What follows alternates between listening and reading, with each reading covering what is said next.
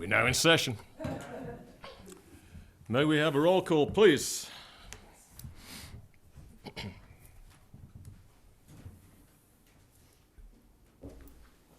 Chair Chisholm, Present. Commissioner West, Present. Commissioner Grau, Present. Commissioner Steiner, Here. and Commissioner Freeman. Here. Thank you. Thanks very much. And Robin, would you please lead us in the Pledge of Allegiance? Please face the flag. I pledge of allegiance to the flag of the United States of America and to the republic for which it stands, one nation, under God, indivisible, with liberty and justice for all.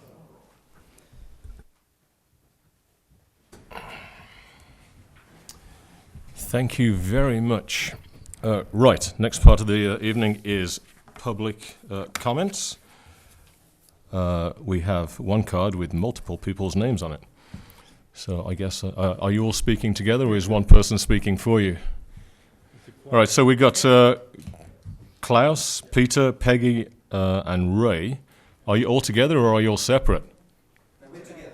You're together? Oh, how very pleasant. That's very nice and Ojai of you. Good evening.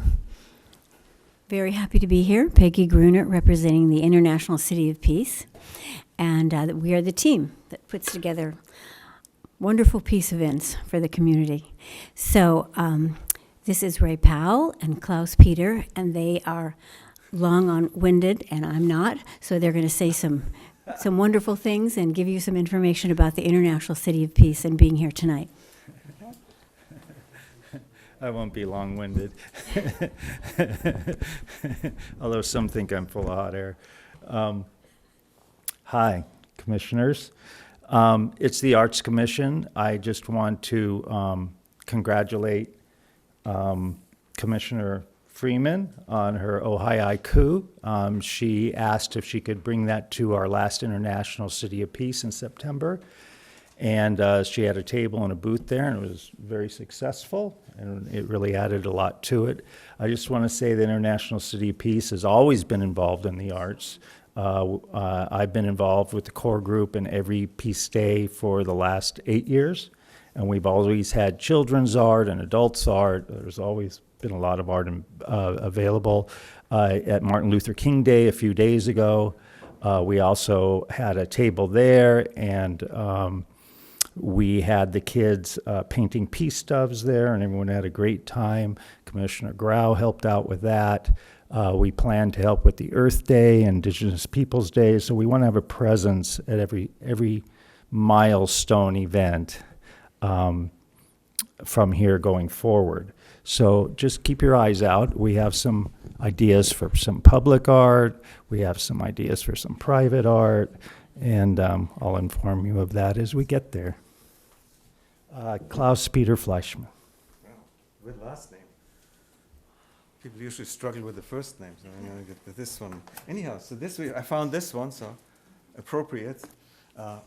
Brian and Lisa Berman made the foundation for this work, and they left us a lot of materials, including posters. Is this working? Sorry.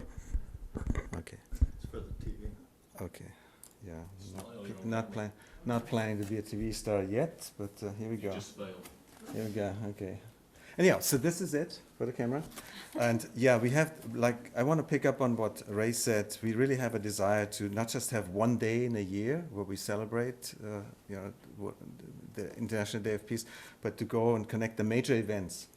Next one is Earth Day, then there's 4th of July, then there's our day, International Day of Peace, and then culminating in Ojai Day. So it should all be connected. Arts, international peace. Peace is a result of love and practice. So if we do this, then we can all, I think, lift up Ojai even further, and I think it's going to be wonderful. Thank you.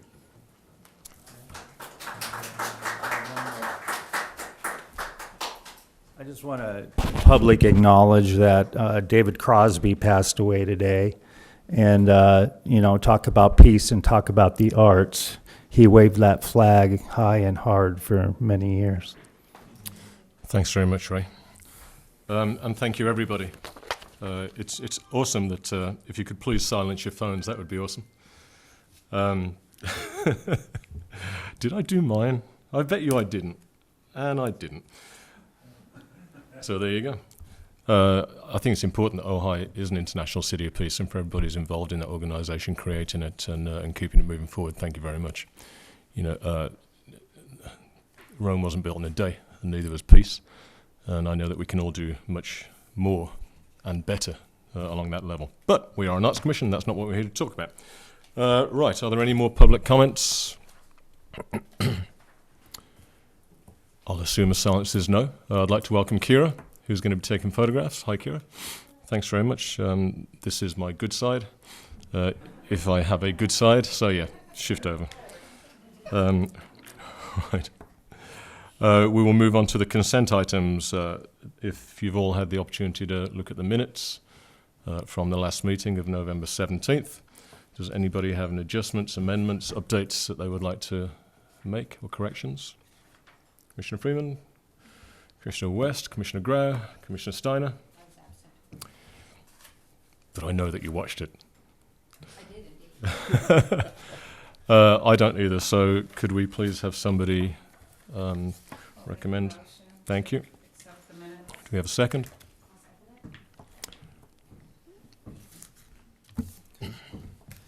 Commissioner Steiner? Abstain. Commissioner Freeman? Yes. Chair Chisholm? Yes. Commissioner West? Yes. Commissioner Grau? Yes. Can I clarify just for the record that my abstention was because I was absent? Yes. Not because I had any concern about that. Noted, thanks very much. Right, we'll move on to the fun part of the evening, which is the presentation of the Ojai Award that Commissioner Freeman set in motion and completed. So at this time, I'll pass everything over to you, Commissioner. Yeah. And this mic is on? Okay. Welcome to the Ojai for Peace Competition Award Ceremony.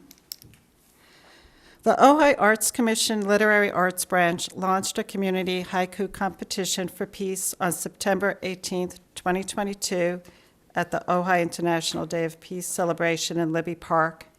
And a big thank you to the Ojai International City of Peace organizers for welcoming Ojai for Peace and having a presence here tonight.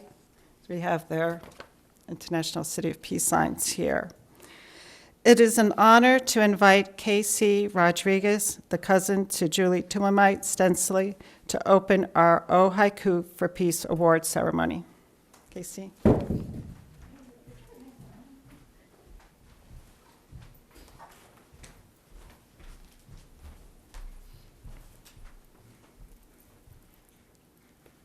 Haku. She has said my name is Casey Rodriguez. I'm really grateful to be here tonight to for just a small little blessing for us Chumash people and give acknowledgement that we're standing on Chumash land. This was not planned, but obviously it is a big part of having peace on our land. Having that slight acknowledgement does bring peace, and it does do a lot of healing for us Chumash people. So it's really amazing how it all led to this moment. So thank you for that generosity, and thank you for those who come today to hear about peace. I just want to call in the directions real quick to just empower us this new year and be thankful and know that, you know, we survived these last couple of years for a reason. We are here to do much work, and part of offering peace to everyone and healing is definitely a part of that. So to the east, as the sun comes up each day to bring light, may our love and endurance bring light to those who need it the most. Let's be mindful of those who are in the cold, who are not sheltered. May we be able to give some kind of warmth to them, even if it's just a small cup of coffee. May be able to give love to them. We might not be able to put them in a house, but there is something that we can give them to may have them feel a little bit better than they are at that present moment. To the south, we are reminded that everybody has a purpose in this life. May we reach out to those who might be having trouble this new year, feeling a little bit lower than what they might be in other years, to embrace them and encourage them to continue the path that they have for their individual selves and the purpose that they have. For the rest, it's a reminder that the indigenous teachings are still here. We all came from the same mother, Mother Earth, and because we all come from the same mother, may we continue to do all we can to protect Mother Earth and our water.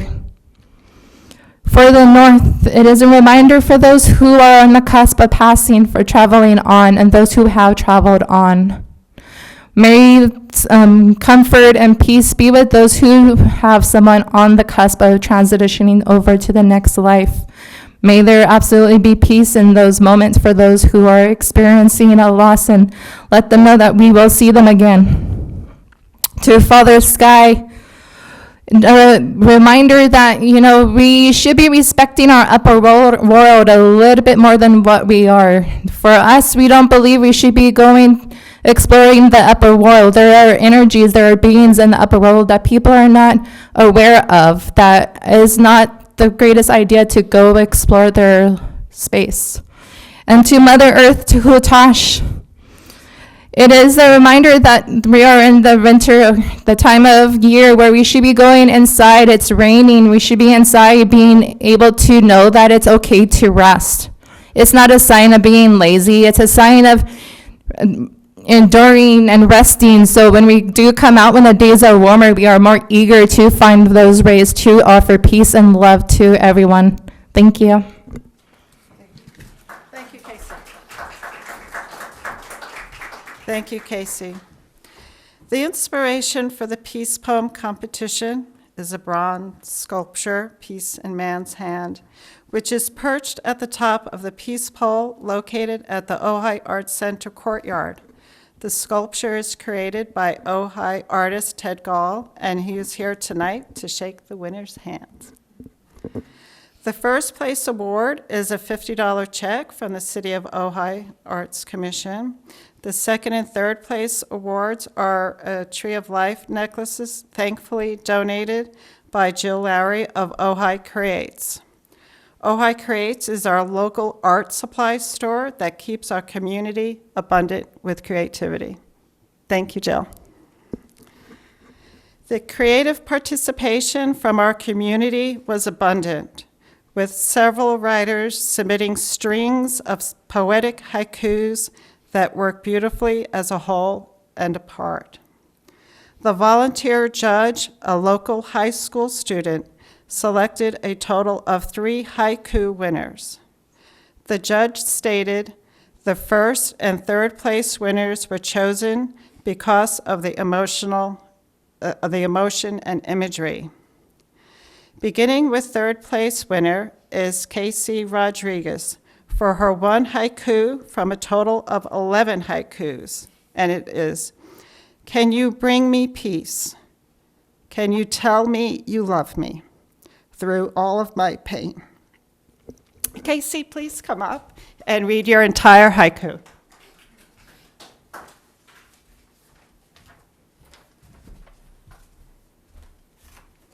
Maybe The whole thing. Oh, okay. Longer than I thought. Okay, hello again. Searching for a time where all the injustice ends and healing begins. Peace is just a word. I'm looking for those who serve and bring love to all. Peace, they cry out loud as they stand in the dirty streets, picking up the trash. The wind blows gently, calling me to walk in love and find the answers. They ask me about peace, but this is something foreign when trauma is real. The birds chirp today, asking us to remember nothing's forever. Maybe we're the light to shine on those who hurt and give them all hope. Lose the tight tensions and learn how to laugh again as you heal thyself. The welcoming peace eases the pain of today and yesterday's tears. Let's not get content and ignore the new ways to bring peace to our world. Thank you, and Congratulations, Casey. Thank you. Oh, don't go away. Don't go away. So, How pretty. and this. So, on behalf of the Ojai Arts Commission, we award you with a certificate Thank you. with your haiku on there Fancy. and a special gift Thank you so much. from Ojai Creates. Thank you so much. Thank you.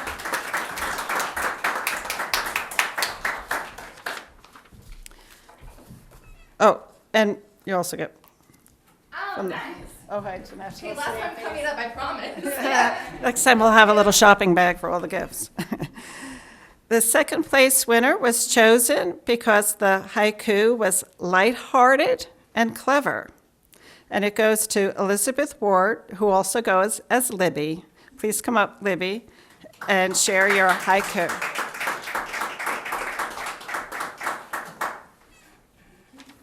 Oh, did you bring it? 'Cause I need big print. Okay. Thank you, and thank you for having this contest, because although we have the whole celebration, it's a wonderful way to remind people to look at peace in different ways. So thank you for that, and thank you for honoring this, which was inspired by Ted Gall's statue, the hands. Oh high peace, two V'd fingers pointed upright. Peace should be so easy. Thank you. Okay, thank you, and congratulations. Thank you. And here's your, yep, that has your Oh, name on excellent. it. And here, this is from Ojai Thank you. This Creates. is great. Look at this. Thank you. You're welcome.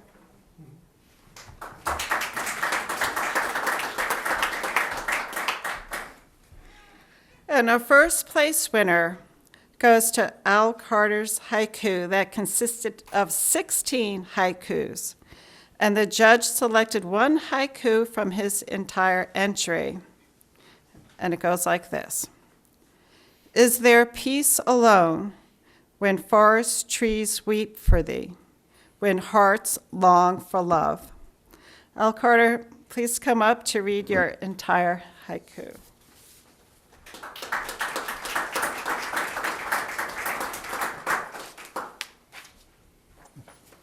Or did you bring it?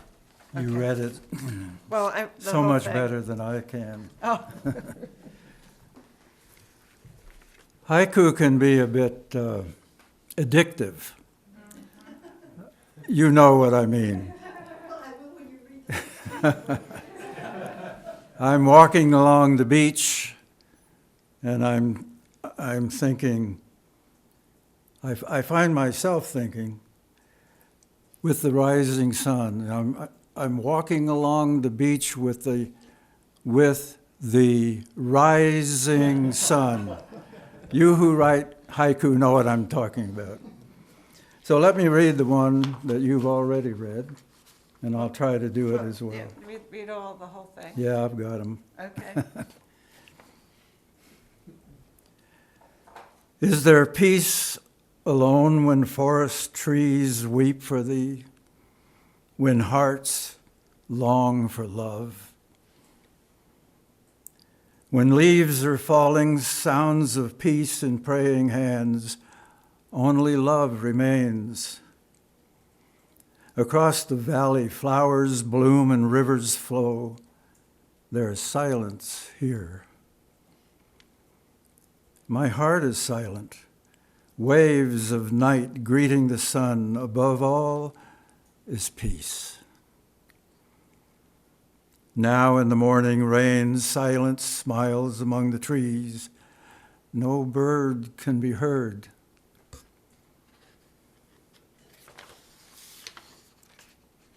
The children listen, breathing in the cooling air. The puddle glistens. Warm as chocolate, the stillness listening now, smiling like an owl. My tears are blossoms, felt now in a warming breeze, and see the buds anew. Secrets of my life, like a silent butterfly, long for quiet peace. Will you let me sing with your songs, longing for peace, at least once more? Thunder rings within the peaceful clouds moving by, peace not far away. Peace like a river, leaves drifting in the shallows, flowing toward the deer. The open window, gentle as the evening breeze, if only for now.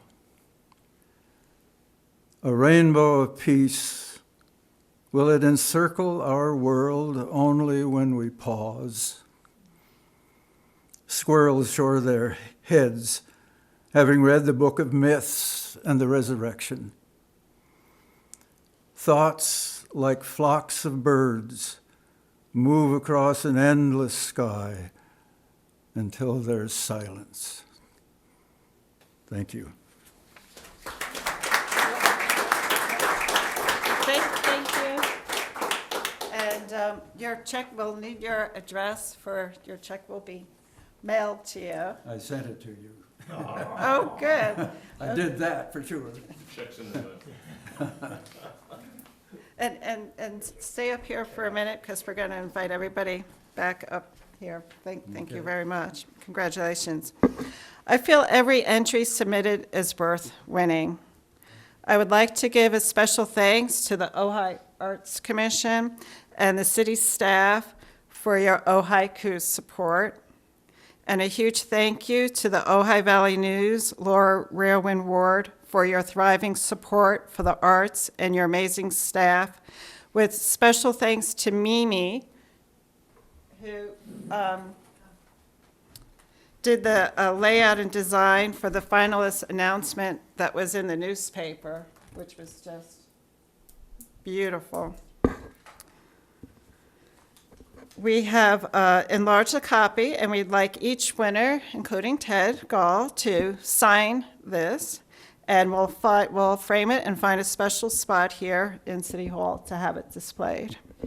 So I'd love to have a photo opportunity for the Peace, Ojai City of Peace people may come up, and the winners, and Ted, if you want to come up and shake everyone's hand, and we'll do a little photo, and you guys could sign this, and we'll wrap it up. Congratulations. So here, let's come, if we could come over this way, because the angle. Here, oh, if you come over this way. Yeah. On both sides of the podium? Yeah, both sides of the podium. You guys want to be it? No? Oh, you can, of course. No, you were sure you wanted. Okay. Okay.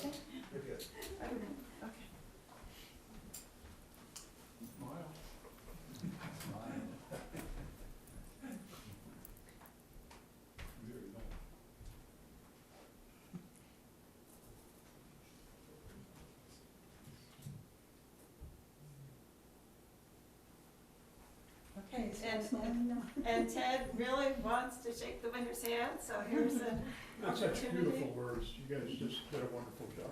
Thank you. Thank you. Thank you for the Thank you, statue. Ted. Yeah, it was very Yeah. inspirational. I heard when I was at the Art Center and talking with Catherine Day that people were coming in and looking for the sculpture and came back and went and contemplated on it, and so it was very It was inspirational. a woman that was in the Art League that suggested that was Marta Nelson some years ago, and she asked me to do it, and she was a real advocate. She's been working at it for a long time. Yes, yes. Can I say something? Absolutely. I usually mention one of my life mentors, Carmen Ramirez, in my offerings, blessings, and I realized I forgot to mention that, and that is definitely one of my lifetime spirit guides that I'm going to be carrying on in my life to know.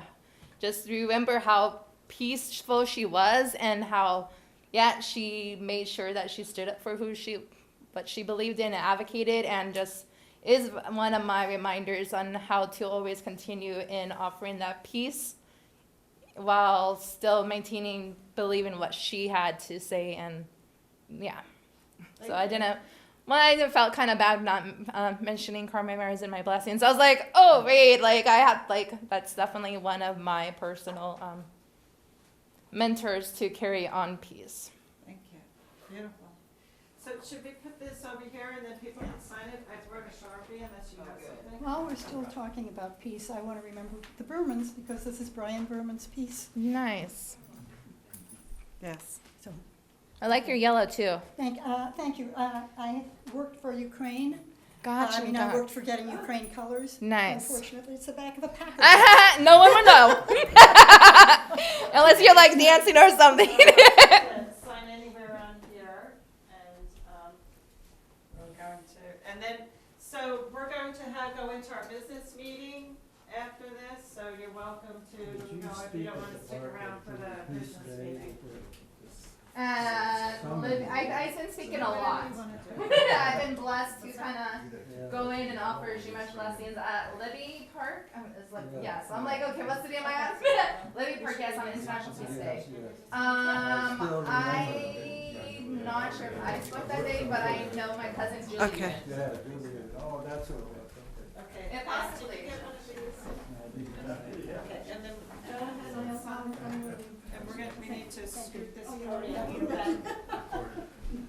Thank you all for coming. Thank you. See you. Thank you. You're welcome. I just want to congratulate all of them. So, yes. Okay.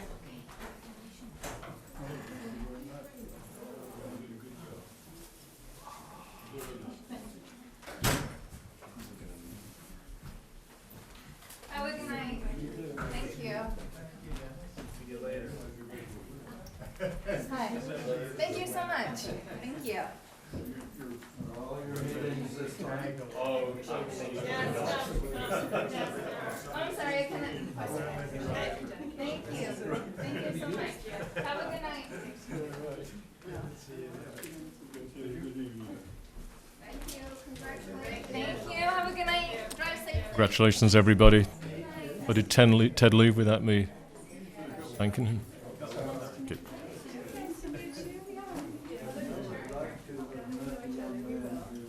Thank you. I was hoping you'd be here. The judge is anonymous, wanted to remain anonymous, so, okay. All right. It was a high school senior and the literary arts AP. All right, if we can get back to... Thank you very much. If we can get back to business, I'd appreciate it.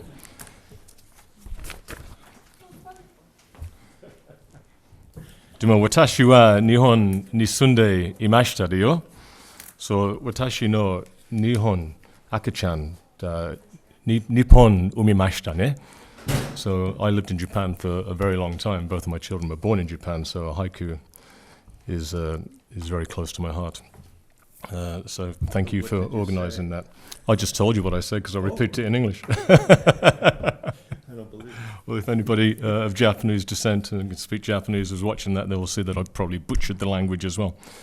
Right. So thank you for that, Valerie. It was beautiful. And I think everybody was very pleased to be a part of that. Right, we've done the meetings. We're now on to the next part. We've done the Ojai. We're on to the election of officers. Now, this is something that is done every year in January.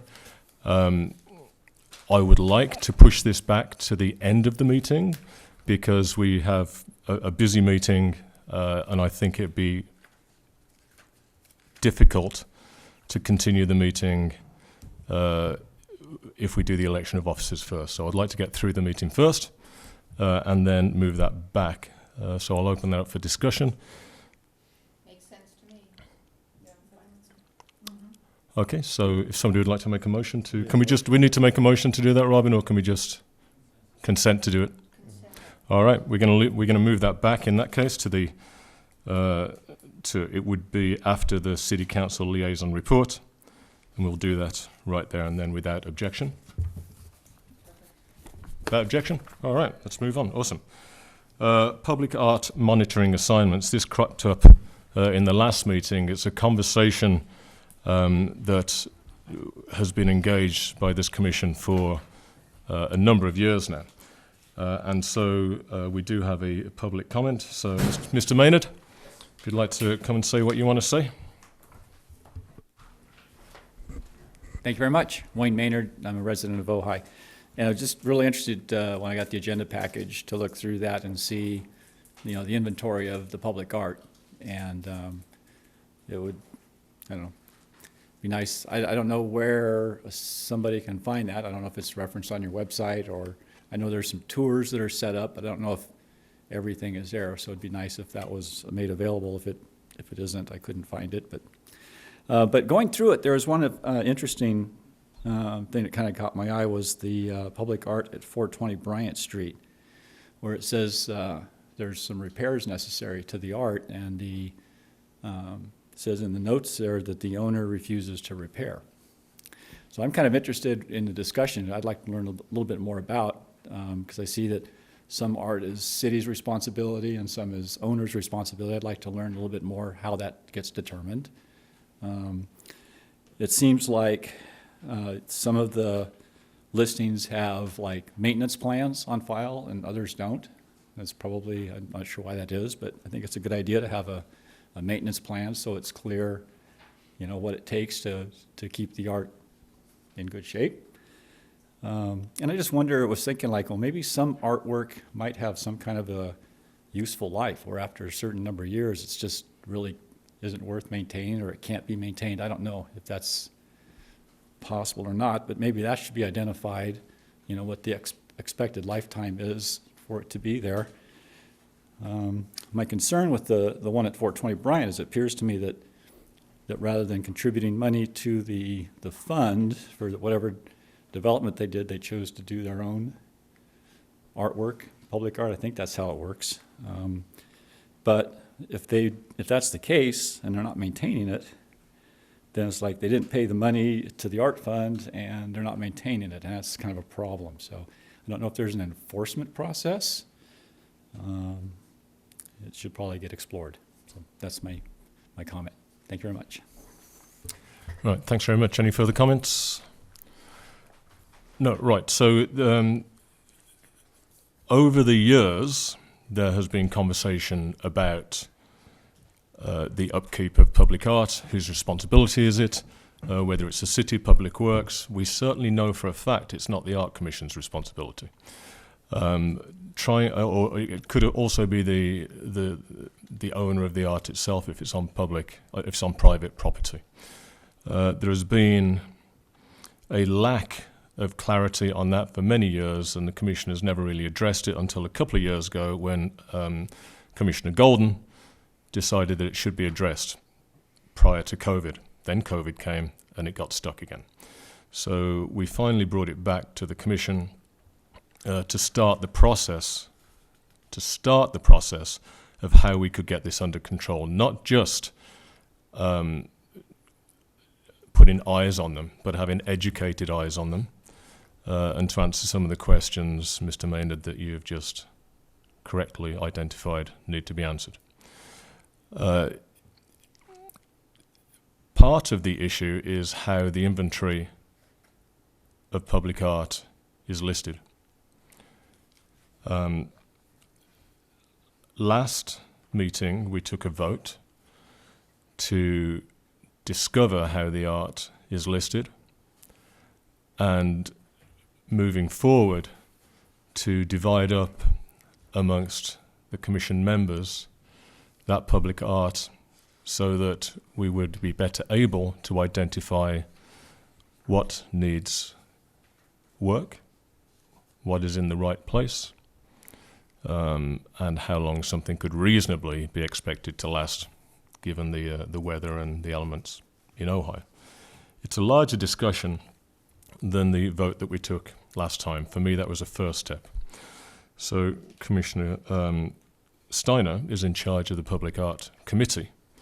And if I may, Commissioner Steiner, I would like you to go with a fine-tooth comb through these pieces of art and the language in them and identify any errors that you see with a view to correcting the language and discovering perhaps who is responsible for each one of these. and then creating a baseline and perhaps educational package so that the commissioners may view the art that we are assigned to view with a somewhat educated eye. With that, I'll pass it over to you to finish this one up. Thank you. I would be pleased to do that. First, to go through the list, and I'll do that with Robin. There are certain inaccuracies in the list. For example, we determined earlier that the didactic signage at Clough Vista Park is not public art, that the boulder is not public art. Those are in the list. We'll sort of clean it up, and I'm pleased to do that. I'll get that to Robin. The second aspect relates to the conservation obligations, and I think it is a very good idea to have monitoring. What I think, however, is that we, the 5 of us, are not competent to do that kind of monitoring, in part because we're not trained, we're not conservators, we're not educated in this area. We can certainly put eyes on it. And for example, today I took a look at Ted Gall's sculpture over at the skate park, and it has some issues. It's got flaking, it's got pitting, it's got graffiti. These are problems. But these issues are not for us to determine. These are for professionals to determine. So what this commission needs to do, or the city needs to do, we need to engage a professional sculpture conservator in order to determine a baseline from which we then can divvy up this list, and with certain protocols, certain forms, certain generally understood descriptions, we would be able then to proceed. But I think the only way to do that is to first professionally get a handle on what we have here. And I say that not only because we have an obligation to the city to maintain the work, we have an obligation to our public to have well-maintained art that we're proud of, and we equally have an obligation to the artists and an obligation under law, both the Visual Artists' Rights Act, the federal act, and also the California Art Preservation Act, CAPA, the state CAPA, not our little Ojai CAPA, which is a different thing. Both of those laws require that public entities maintain the integrity of the art. So we have a large obligation here, and I look forward to kicking off that process by getting an accurate list, and then secondly, coming back to you with a suggestion for how we go about the professional, undertaking the professional review to both review and document in order to preserve public art. And again, I apologize for having missed the last meeting. I think we could have, if I had been here, we could probably have had this discussion then instead of now. Thank you. All right, thanks very much. Well, we're there now, so that's good, a good place for us to be. So thank you for taking on that responsibility. It's very much appreciated.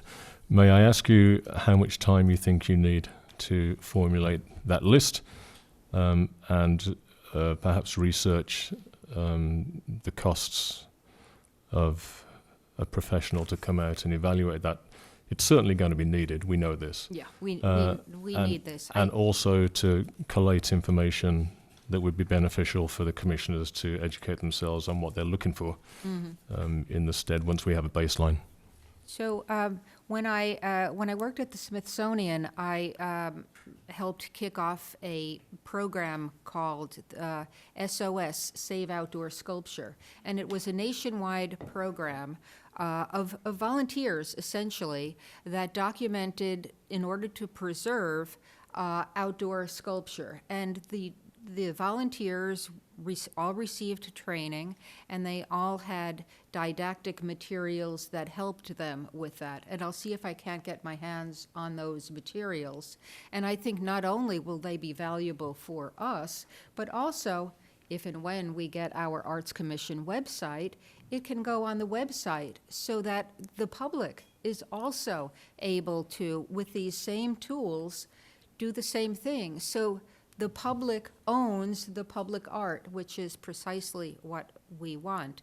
Back to your question, though, I can certainly by early next week get to Robin the corrections to the list, and finding a sculpture conservator who might be willing to do this for a reduced price may take me a little longer, but I'll certainly work hard on that, and I'll certainly do what I can to encourage people to assist us. Thanks. So I think reading between the lines, perhaps by the March meeting or the April meeting, we should have something. Yeah. Sure. Okay. So let's perhaps target the March meeting, understanding that people have lives and it's difficult to get a hold of people. With regards to the Chumash Rock in Clough Vista Park, we do understand that isn't an Art Commission responsibility. And if Betsy is still with us, then I would like to remind Council that we returned $7,500. Hi, Betsy. I can't see you, but I do know you're there now.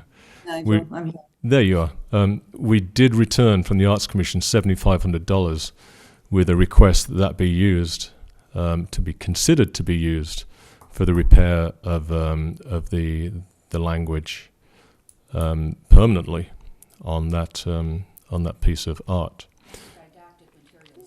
and the didactic materials as well.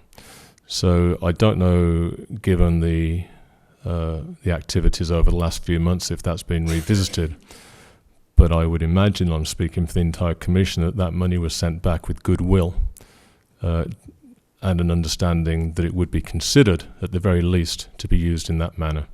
I don't expect a response for you, because I know that you can't respond for the entire Council, but I'd just like to remind you that money was returned with a very strong recommendation that it be used for that purpose.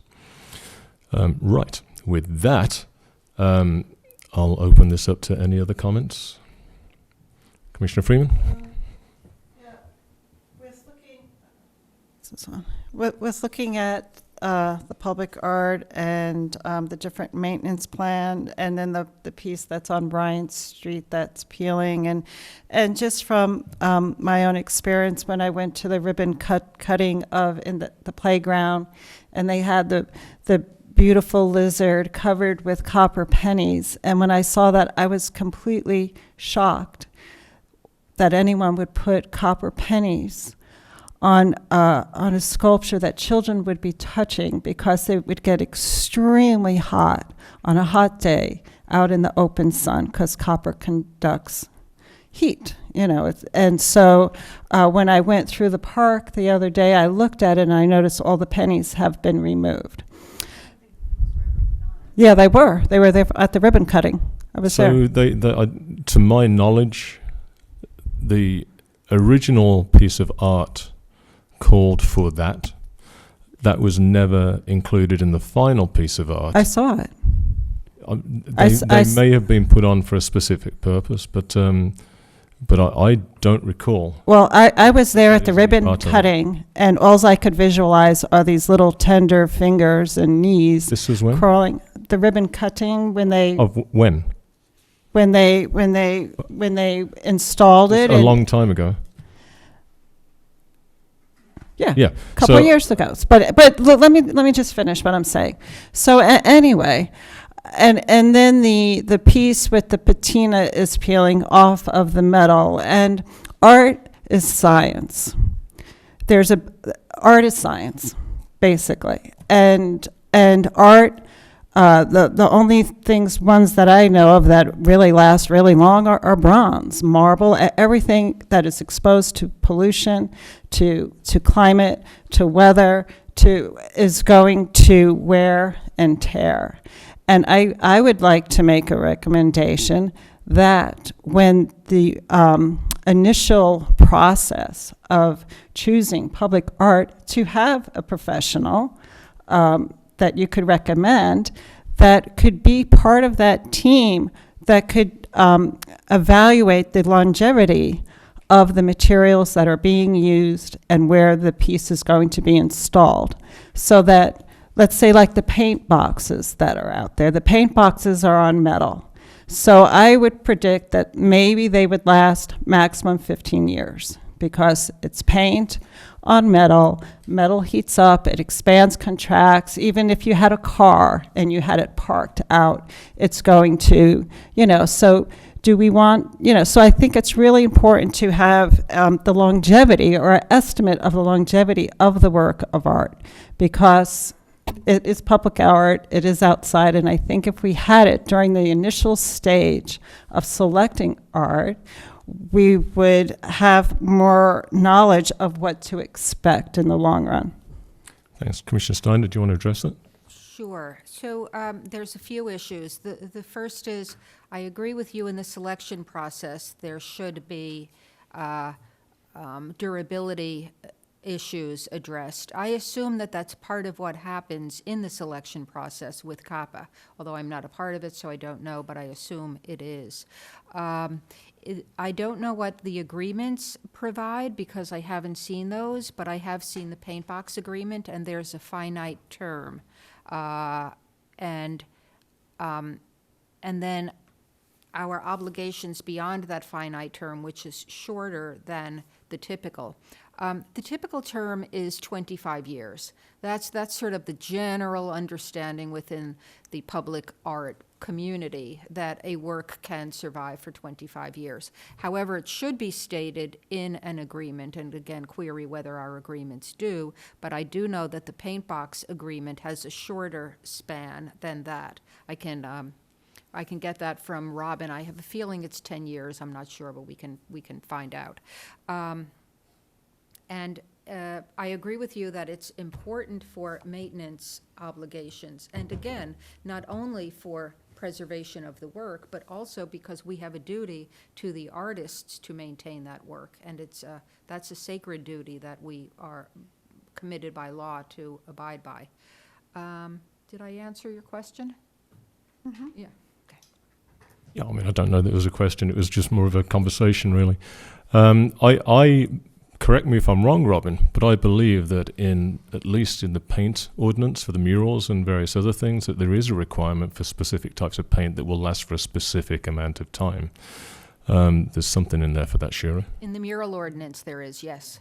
Yeah, that is correct, and I can bring those agreements, or I will send them out to the commission before the next meeting, so you guys can all. Yeah, with regards to sculptures and metalwork, in my time on the commission, there hasn't been one, so I actually haven't seen that agreement myself. So if you can provide those, that would be fantastic. Commissioner West, did I see you had your hand up there? I had a couple of questions.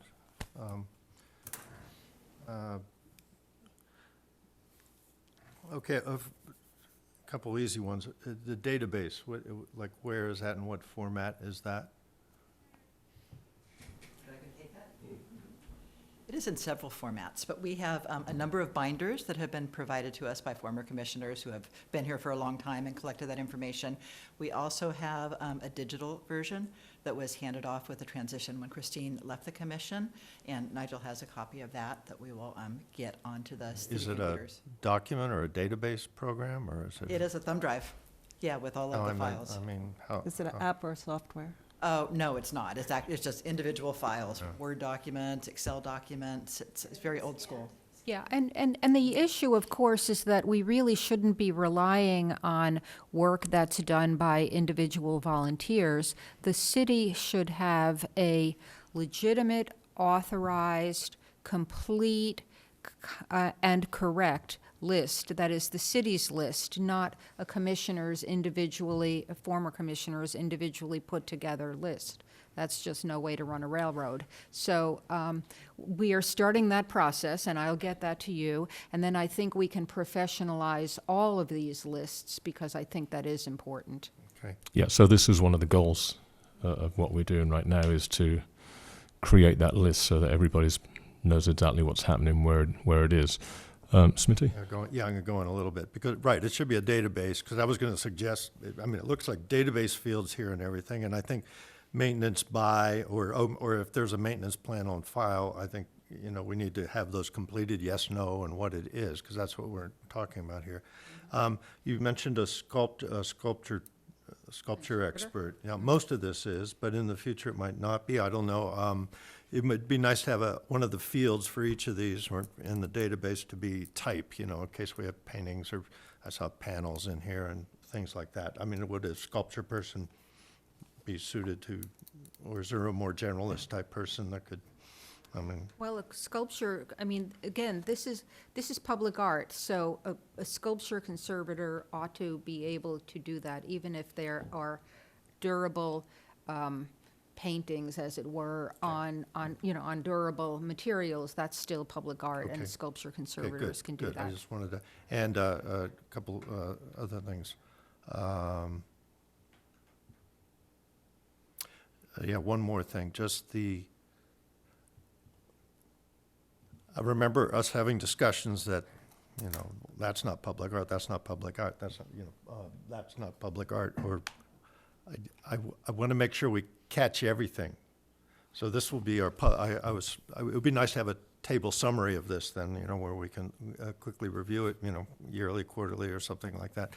But what about the other stuff, Yeah, keep in mind, ownership implies obligations, and so we will have to maintain this work. So to the extent we can separate out stuff that isn't officially city public art works, that then defines our obligation to the public and to the artists. So I think we want to be absolutely correct. Yes. Good, because we're sort of saying Yeah, we're goodbye saying to the those same. children. Right. Now, we have our collection too. The city collection, which by and large is not exposed to the weather. In fact, most of it's in this building, But with the we should exception of some It should other. probably fit in the same type of database, though. Just so that we, again, know what we have and where it is. We should have a database of the city collection, yes, and I think we could separate those out, though, just so we're clear about the different Okay. aspects. Because that's my real question here is, when we have this complete and accurate and our city collection complete and accurate, will that cover everything that this commission sort of has oversight The purview of? of, it should. Okay, so And- there's only two yeah. real categories then. Right, and keep in mind, there are two different strains. So the public art, by and large, although not completely, is work that comes through the Percent for Art program. So the maintenance obligations should rest with the venue rather than with the city. But the oversight and the ownership rests with the city. For the city collection, that comes largely by purchase, by donation, and so it's a different scenario from the Percent for Art one, which is another reason we want to keep those separate. But it might be nice in parallel. It might be nice in parallel to, We Do should certainly everything. get a handle on everything, without a doubt. Yeah, I think the requirement is to do both at the same time. And I'm not going to go over and repeat what Christine said, because she said it perfectly well and perfectly understandably. So thanks very much for Nigel, I that. just would like to add, when you're doing that database, if you're doing it or someone else is designing it, those maintenance contracts, each one should have its own, if they're different contracts, they should be attached to that file, the piece. They should certainly be in the file, and you should be looking at Robin for that, because what we want to be certain of here is that it's the city that maintains and is responsible for and holds all of the files and the database.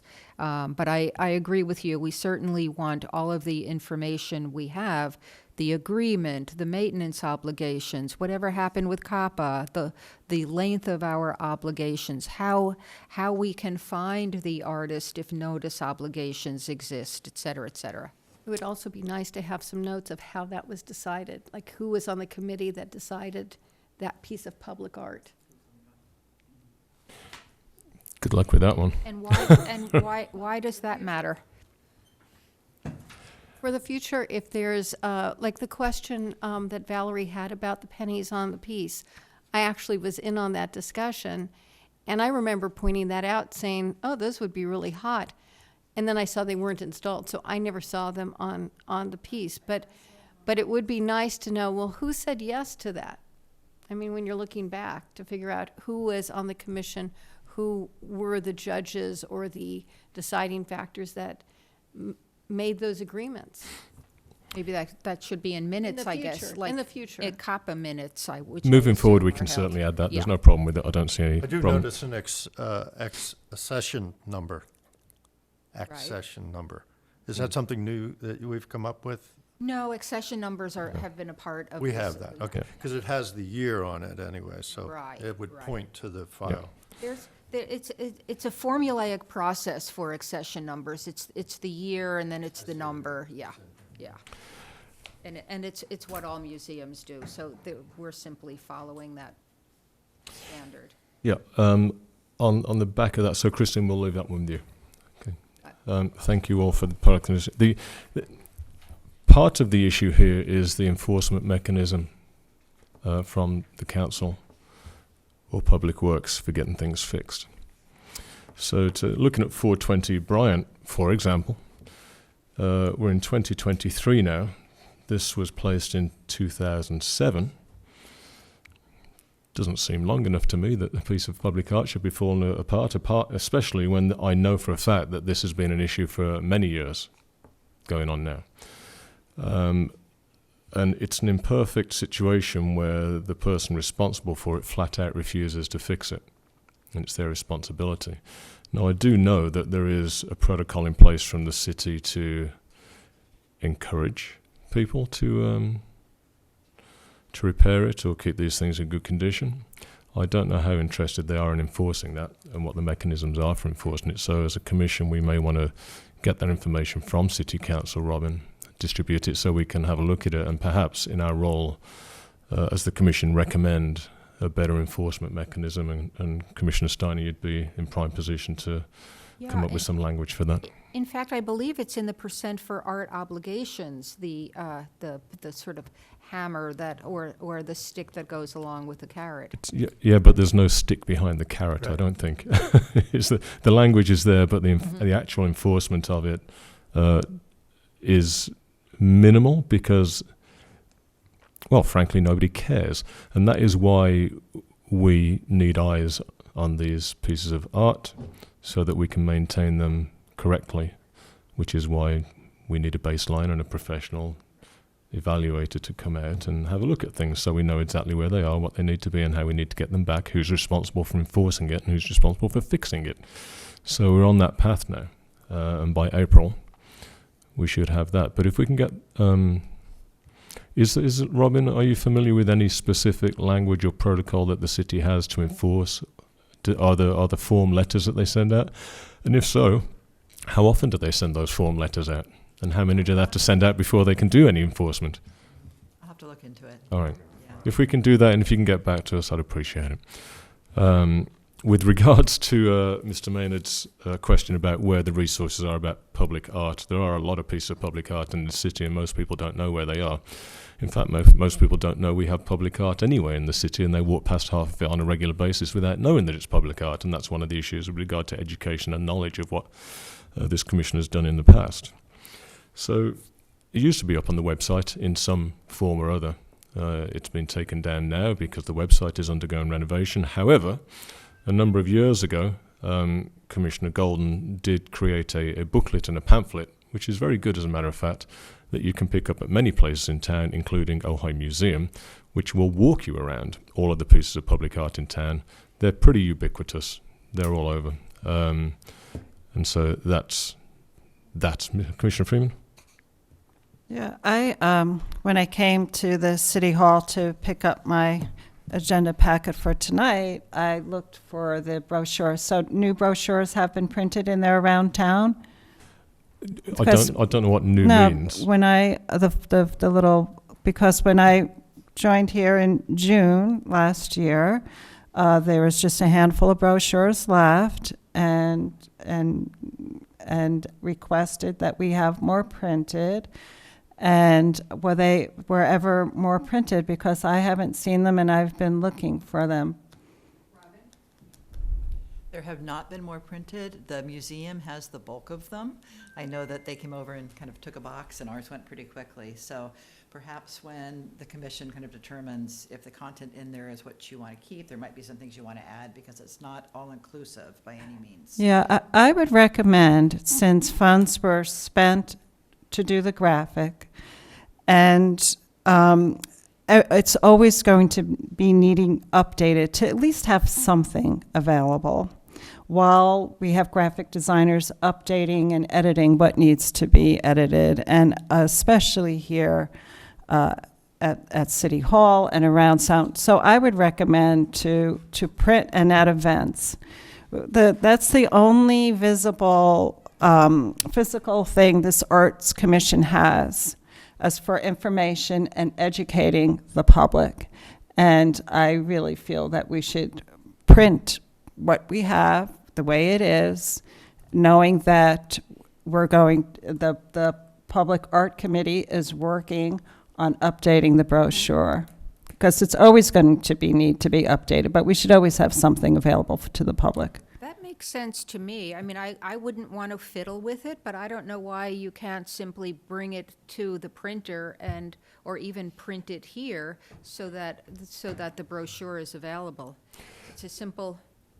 We just need to find out where it was taken last time. Those records should be available. I believe that former Commissioner Golden printed directly, so we could do a straight reprint. And I know there was also earlier discussion about using the videos, because there are 2 videos, I believe, that have been created for the public art tours, like walking tours, and discussion about an iPhone app, a mobile phone app. So those are.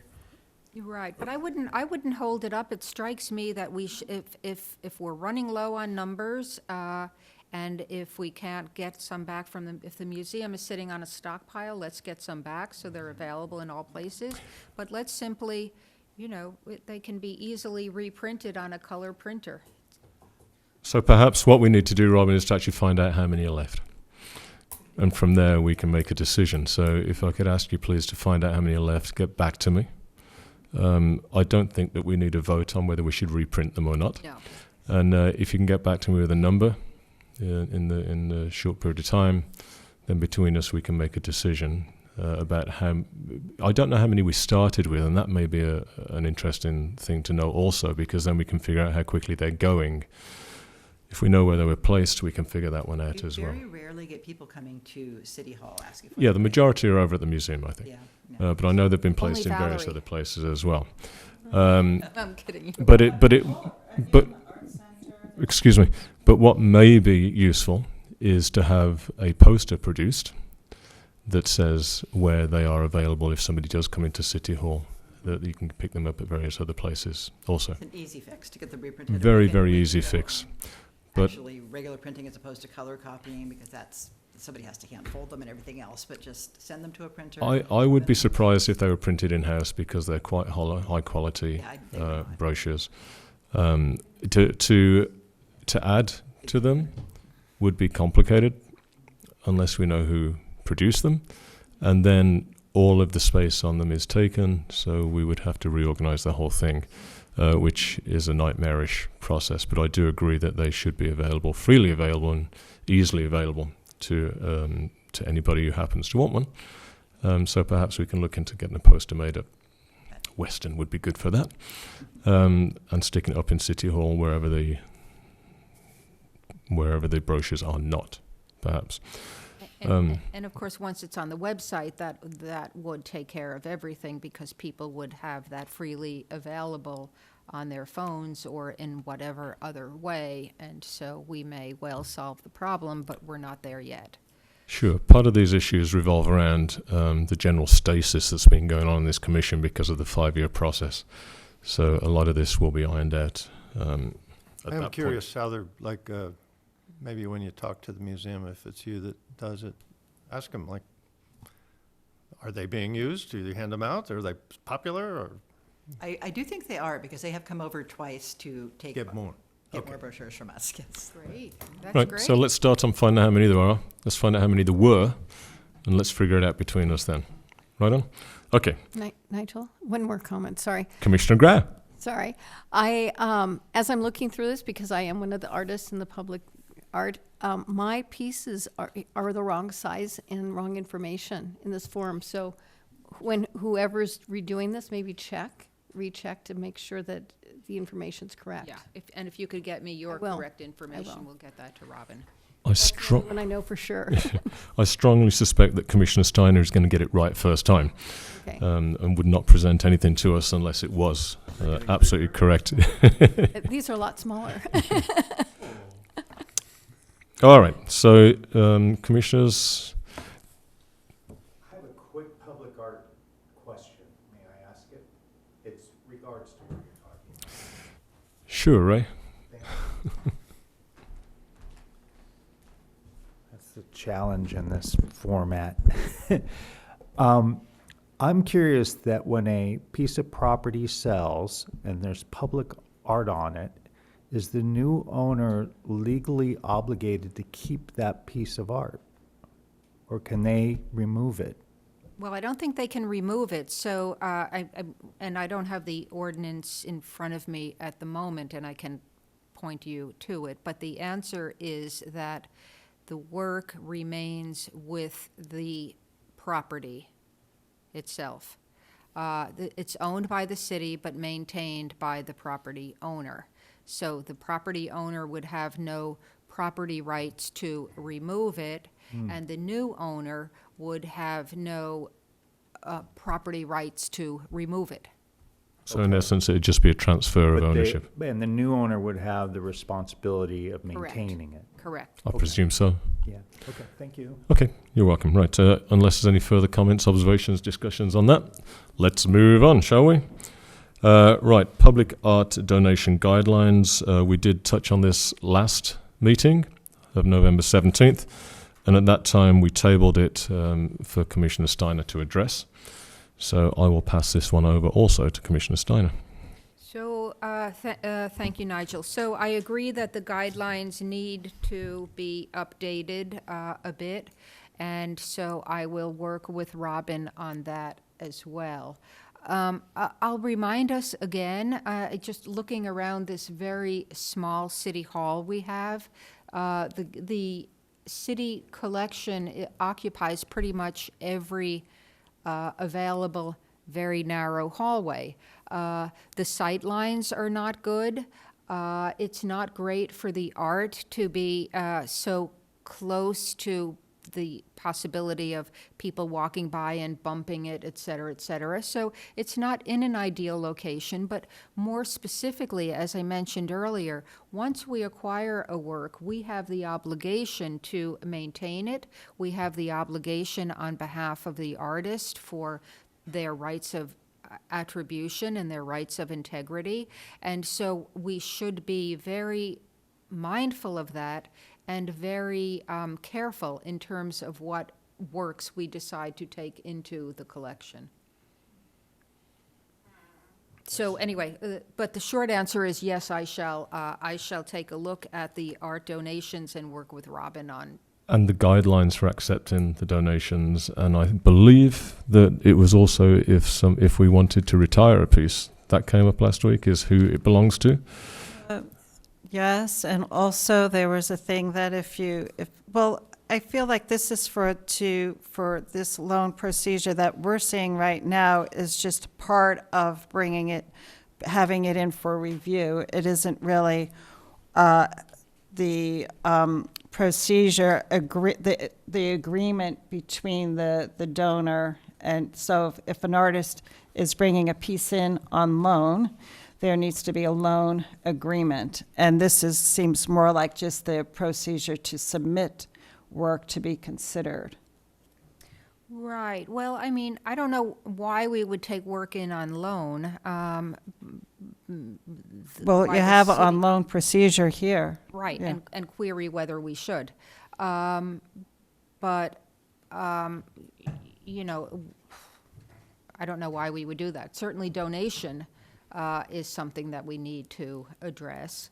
And I did watch the video, and I know that last meeting you raised a few questions, one relating to copyright and another relating to to return of works if the city essentially deaccessions those, right?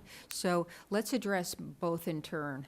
On the copyright, and again, the only agreement I've seen, Robin's going to provide those to us. I saw the paint box project agreement, and there the city does acquire copyright for its appropriate purposes.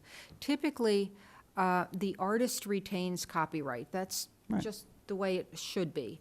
However, the commissioning entity acquires a non-exclusive license, perpetual license, royalty-free for non-commercial purposes. And that's exactly what we would want in these circumstances, and I'll make sure that's in there. If there are commercial purposes, if something turns out to be so fabulous that that the city wants to do T-shirts or caps or mugs or scarves or whatever that might be, the sort of merch stuff, then there would be an agreement between the artist and the city that would include a reasonable royalty back to the artist. That's just sort of the way these things work, and I'll make sure that we regularize them in that way. The donation question, though, raises a very different issue, and that is, and Pamela touched on this in the last meeting, when a work transfers to the city then owns it, and presumably there are certain tax benefits that go to the donor, whatever that might be, but the donor gives it free and clear and retains no rights.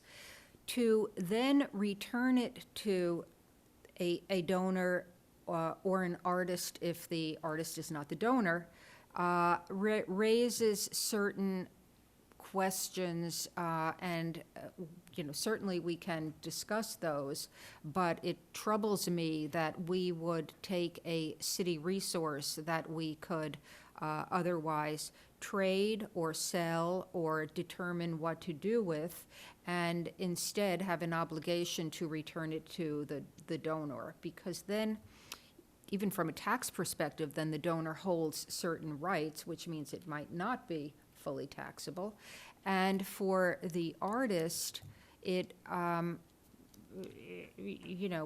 could have an option, and it could be written into the agreement that they can acquire it back for, whatever might be right, and that could be written into an agreement. But I don't think we should blanket agree that donations return to the donor. No, mine was, I think it was more, and it was just something I just being myself as an artist, not to give back to the donor or the donor's family, but if they wanted to acquire it it would be more at the market value of what the piece would be, that they would have the first option to acquire it back if it was going to be.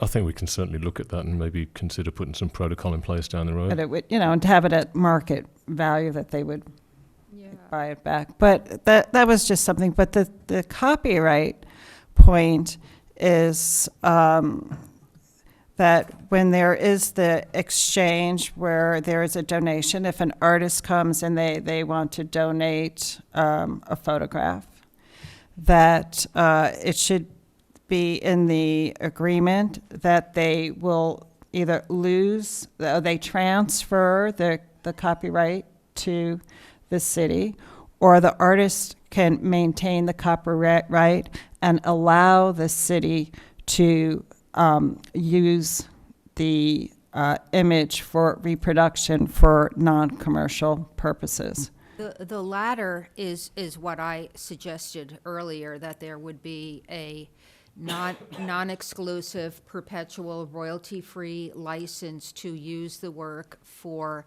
non-commercial purposes. The idea, however, that we as a city entity would ever expect or demand an artist to turn over copyright to the city when the artist is better able to maintain it, when it's important for an artist's legacy, when the city would not otherwise exploit it anyway, seems wholly inappropriate. Commissioner Stone, I think this is a well-worn track, isn't it? This is pretty well established Yeah, that absolutely. I mean, mo- that's- nearly it's the nearly everybody standard. goes down the same route that you've discussed. Yeah. And we have this, this is what we have, it's in the agreement. I remember, we, a year ago, maybe, we brought that before. It came up, and So we it- actually looked at we had the attorney look at it. Yeah, it came up in the context of the mural ordinance, if you recall, where was- first there was a question of whether copyright should transfer, and as Nigel said, it's pretty standard that we get only the rights we need, right? Because that's only what's fair, and those are a non-exclusive license to use it for appropriate city purposes. To my knowledge, at least in my lifetime on this commission, which stretches to nearly 4 years now, wow, this topic has only ever raised its head once, when somebody wanted to use art that they had produced for one of the paint boxes to make scarves on. And that was a conversation about how that would go, because the ordinance prohibits that use without express authorization. And they were nonetheless produced, which created an issue with regards to the enforcement of that part of the contract with the artist, which was resolved in the end, but it was an uncomfortable resolution. So at that time, I think we may have reinforced or rewritten the ordinance slightly. Is that your? Did we? The- Changing it. Yeah. Was that, it? It was because it was clear, and she just broke. We paid the lawyer to look at it. Yeah, all right. So that's what happened. The ordinance was clear. So I think the language is pretty clear about. Facebook Well, too. Copyright. the problem there, I was not on the commission then, but I did watch the video. The problem is that the agreement transferred copyright and essentially said that the artist couldn't do anything, and therefore the artist was prohibited from doing the scarves. Now, properly, what likely should have happened is that all the city should have acquired was, as I said earlier, a non-exclusive license to do non-commercial purposes, in which case the artist should have been free to do scarves, checking first with the city. But because of the way the agreement was structured, that wasn't able, that didn't come about. So I don't think you're going to get too many arguments that people want artists to be able to use and utilize and benefit from their work. From their stuff, absolutely. So we, Basic copyright law. yeah. So That should be our, EU as so well that should be as- the goal, that the city only takes what it needs to takes the protect piece of the pie it the work. needs. That's it. Right. and then restrict it to that. And I think we've got to the place where you want to be. Well, one issue that did come up but really has never been addressed, and that is on the Ojai Arts Commission website. In the logo, Cindy's, I can never pronounce her last name, photographer. Cindy Pitu Burton, right. Her poppy flower is the logo for the Arts Commission, and I do not believe that it was ever approved by her to do that. I don't know what the exchange for a copyright when the piece was donated, if it's in the city collection, but that's my understanding of that. And that's why I bring up that issue that moving forward, that when works are donated, that the city has an agreement, the right to have to use it for non-commercial reasons, so we can put him in brochures and all over. Well, recall, that was a purchase. That was a purchase last year. But nevertheless, I did ask Cindy, and Cindy said no, she hadn't given permission, although I'm sure she would, and we will go back and ask her. I don't know how that poppy got appropriated and in our stuff. But it is, and so we certainly should straighten that out. If that was a straight purchase, then is permission needed, required, or is it just Yeah. appropriate to ask? When we purchase, we get only the thing itself. We don't get Don't the get the rights to it. copyright. The Okay, copyright, understood. it To the underlying work. remains with Sure. the artist. Sure. Okay. So we'll get that one straightened out. Yep. And if she says no, she says no, and we'll apologise and not use it anymore. Yeah, that's a little bit shocking, that is, isn't it? I'm surprised that that was never actually I don't know resolved. even how that came about. Do you, Robin? I think it might predate you. It does predate me, but I do have a comment about logos and this whole conversation, and that I look at it as less of a logo, but as use of an image with the Arts Commission word. But if the Arts Commission were to create a logo, that's something that would have to really go through the city, and it would probably be something that we would think about.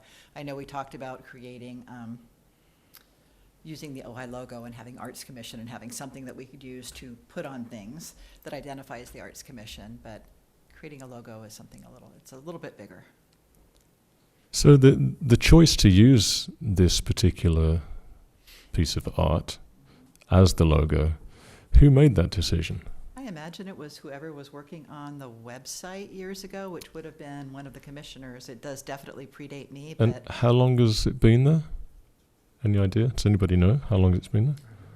I noticed it changed with the new website when there was the whole debacle about everything missing from the old website, and the Okay. fellow May was making the new website, and that's when I noticed the logo changed. That Well, I think I But I'm not probably sure have it's an a idea logo. of how that happened. Yeah, then. I'm not sure it's a logo. I think we should not call it a logo. I think we should call it a decorative element. I think But that's never, a good idea. But the- yeah, nevertheless, but the way- it is still Cindy's copyrighted property. That's right. And it was only last year, it was only now 2 years ago, I guess, that we acquired that photograph. So I think it was probably around that same time. Yes, and we even have it in our 5-year plan proposal that was proposed from the person who's going to be facilitating, also used the poppy in our agenda. Yeah, I mean, once it's out there, and people don't realise. They make assumptions Right, exactly. that it's okay to use, and in this particular case, it isn't.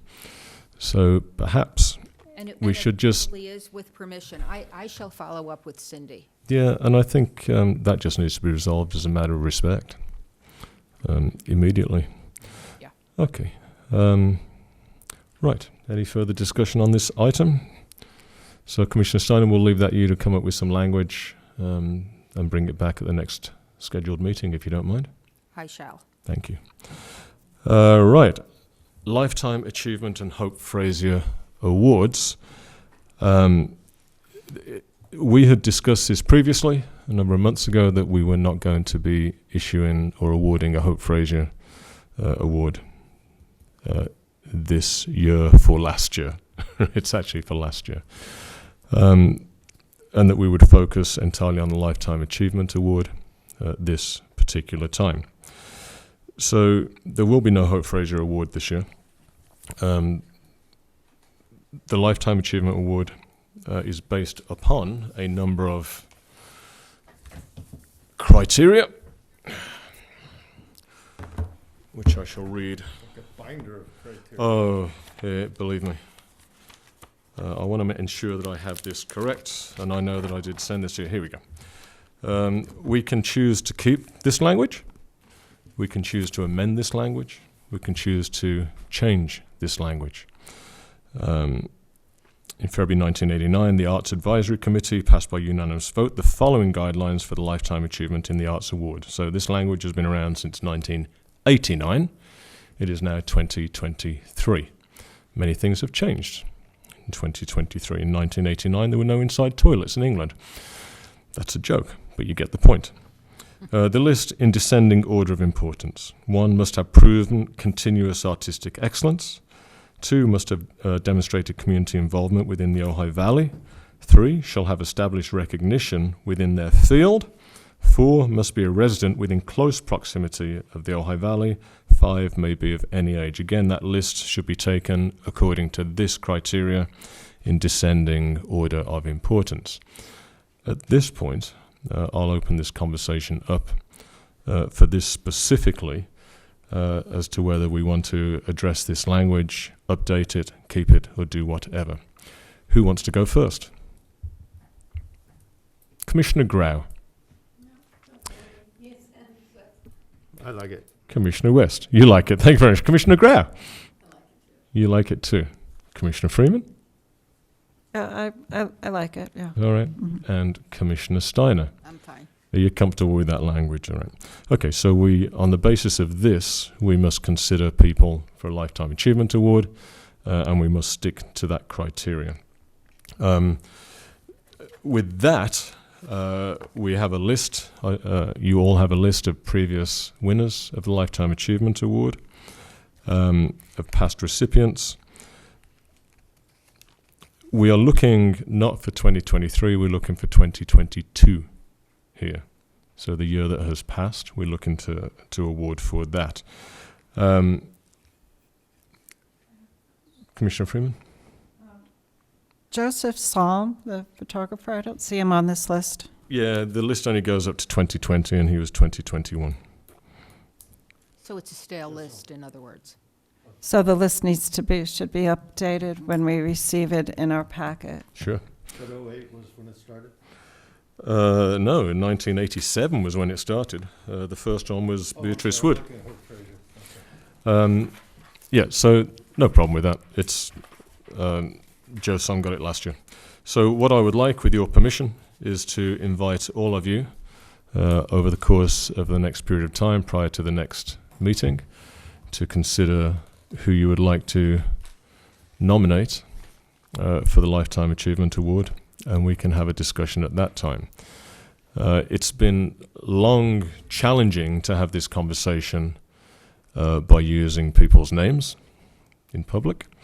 And typically, the way that this has been done is by assigning a number to each person, that the Commissioner is aware of the number, and we can have that conversation without embarrassing or upsetting anybody else.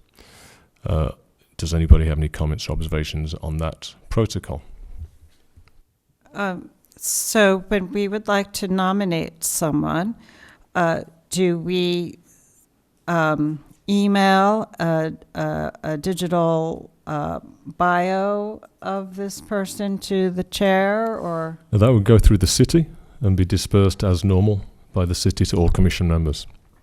And is the person's name on the digital file, but then when we have the discussion, it's assigned as a number? That's typically how it's been done. Okay. Yep. Commissioner Grau. The list that's in here of previously nominated people, are we going to continue from that list? Include them on the list? That was a compilation that actually I did a number of years ago, because the awards were in such a state of disrepair that it was difficult to see who had been nominated in the past, who should have been nominated in the past, perhaps who should have been awarded it in the past, and balancing that up against who was actually awarded it and why. And so it was an attempt to pass out previous potential awardees so that the commissioners could then essentially choose from that list unless they wanted to nominate somebody else.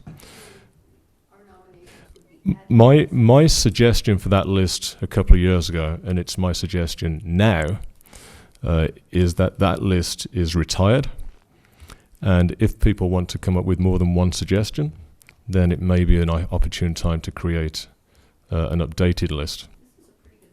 It's a pretty good list, but it is aged. I did actually, because frankly some people have passed at the time when I actually received that, so I didn't make any decisions about who should or should not be on that list. It was a compilation of people who happened to still be alive and had been nominated in the past, but not successful. So I am open, very open to reviewing that list and coming up with a different way of awarding a Lifetime Achievement Award with different criteria. We've all just agreed that we want to keep the same criteria. But the way that this is done historically on the Arts Commission is clunky, and I'm not entirely comfortable with it myself. However, it is what it is at the moment. And so perhaps down the line we can have a conversation about how we would like to approach these awards in particular. Is it just a commissioner nomination, or is it public? I mean, that's a really good question. To my knowledge, it's solely a commissioner conversation. However, I certainly have no objection whatsoever to putting this out to the public either, without giving it too much thought at the moment and wanting to sit on it. That's not a bad observation. How does anybody else feel about that, Commissioner Steiner? I agree the list should be retired. I think it's stale, and I think we have to think very carefully about what lifetime achievement means, and not to willy-nilly give it out. So that's the first issue. The second, whether we should open it up to the public, I think we're inviting potentially Popularity contests? thank you. Well, better said than I could have, and that worries me. I think we have been placed here to make these certain determinations, and I think assuming someone has, in fact, in that past year, actually achieved something of a lifetime significance, then those people should be considered.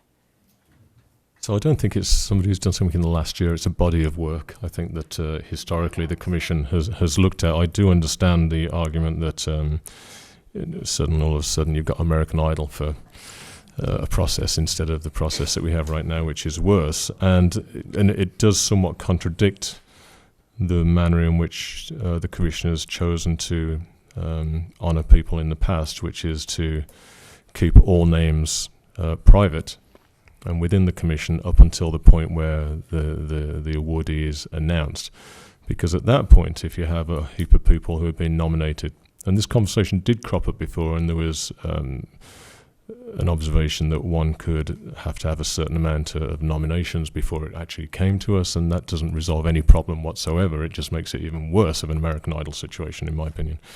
And so you would actually then have names out in the public who then potentially could be embarrassed in public as well by not winning the award. Please wait. Does anybody, any other commissioners? Mr. Maynard. We let Ray do it, so we should let you do it too. Well, I belong to another organization, and we do similar kind of awards. And the way we handle is we create a nominating committee, and you could probably have 2 people on your board being nominating committees. And then other commission members can submit their nominations to that nominating committee, who would then be able to, the 2 of them would be able to like discuss in detail the qualifications and the achievements and things. And that nominating committee could then bring to the commission their recommendation.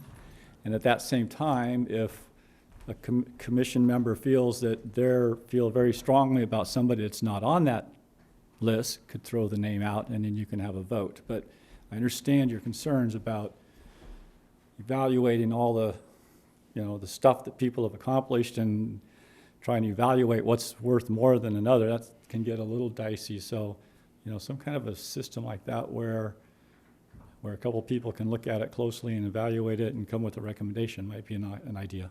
Yeah, thanks very much. And in actual fact, prior to this, that is exactly how it happened.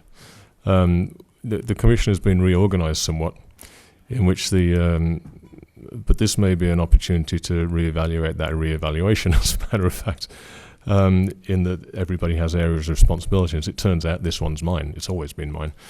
One of the reasons that the committees were disbanded is because they were largely useless and a waste of everybody's time, and the only person who actually ever did anything on the committee was the chair of the committee, and they had an outsized influence on what was going on, and it wasn't necessarily productive to do so.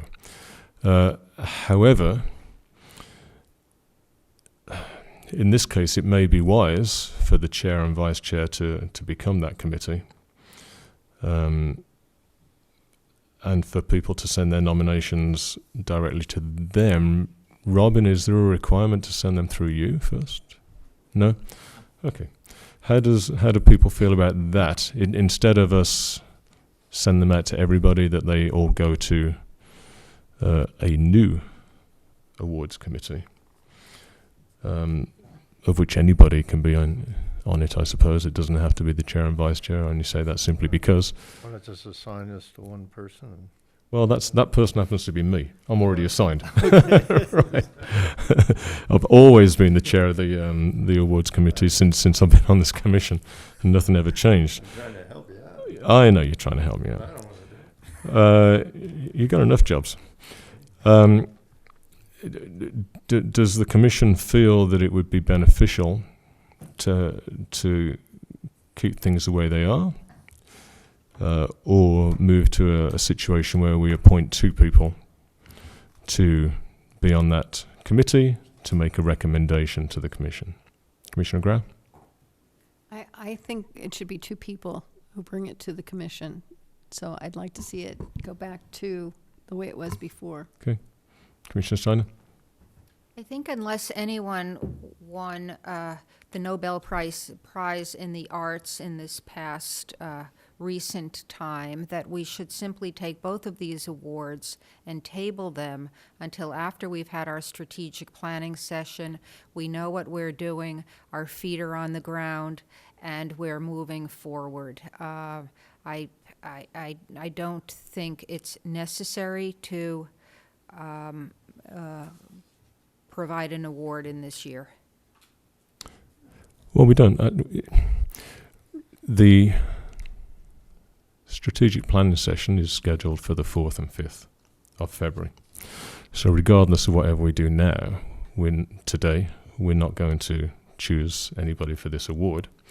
So I don't know that it's not a wise thing to do to actually table this until after the weekend of the 4th and the 5th, where we can explore it in greater detail.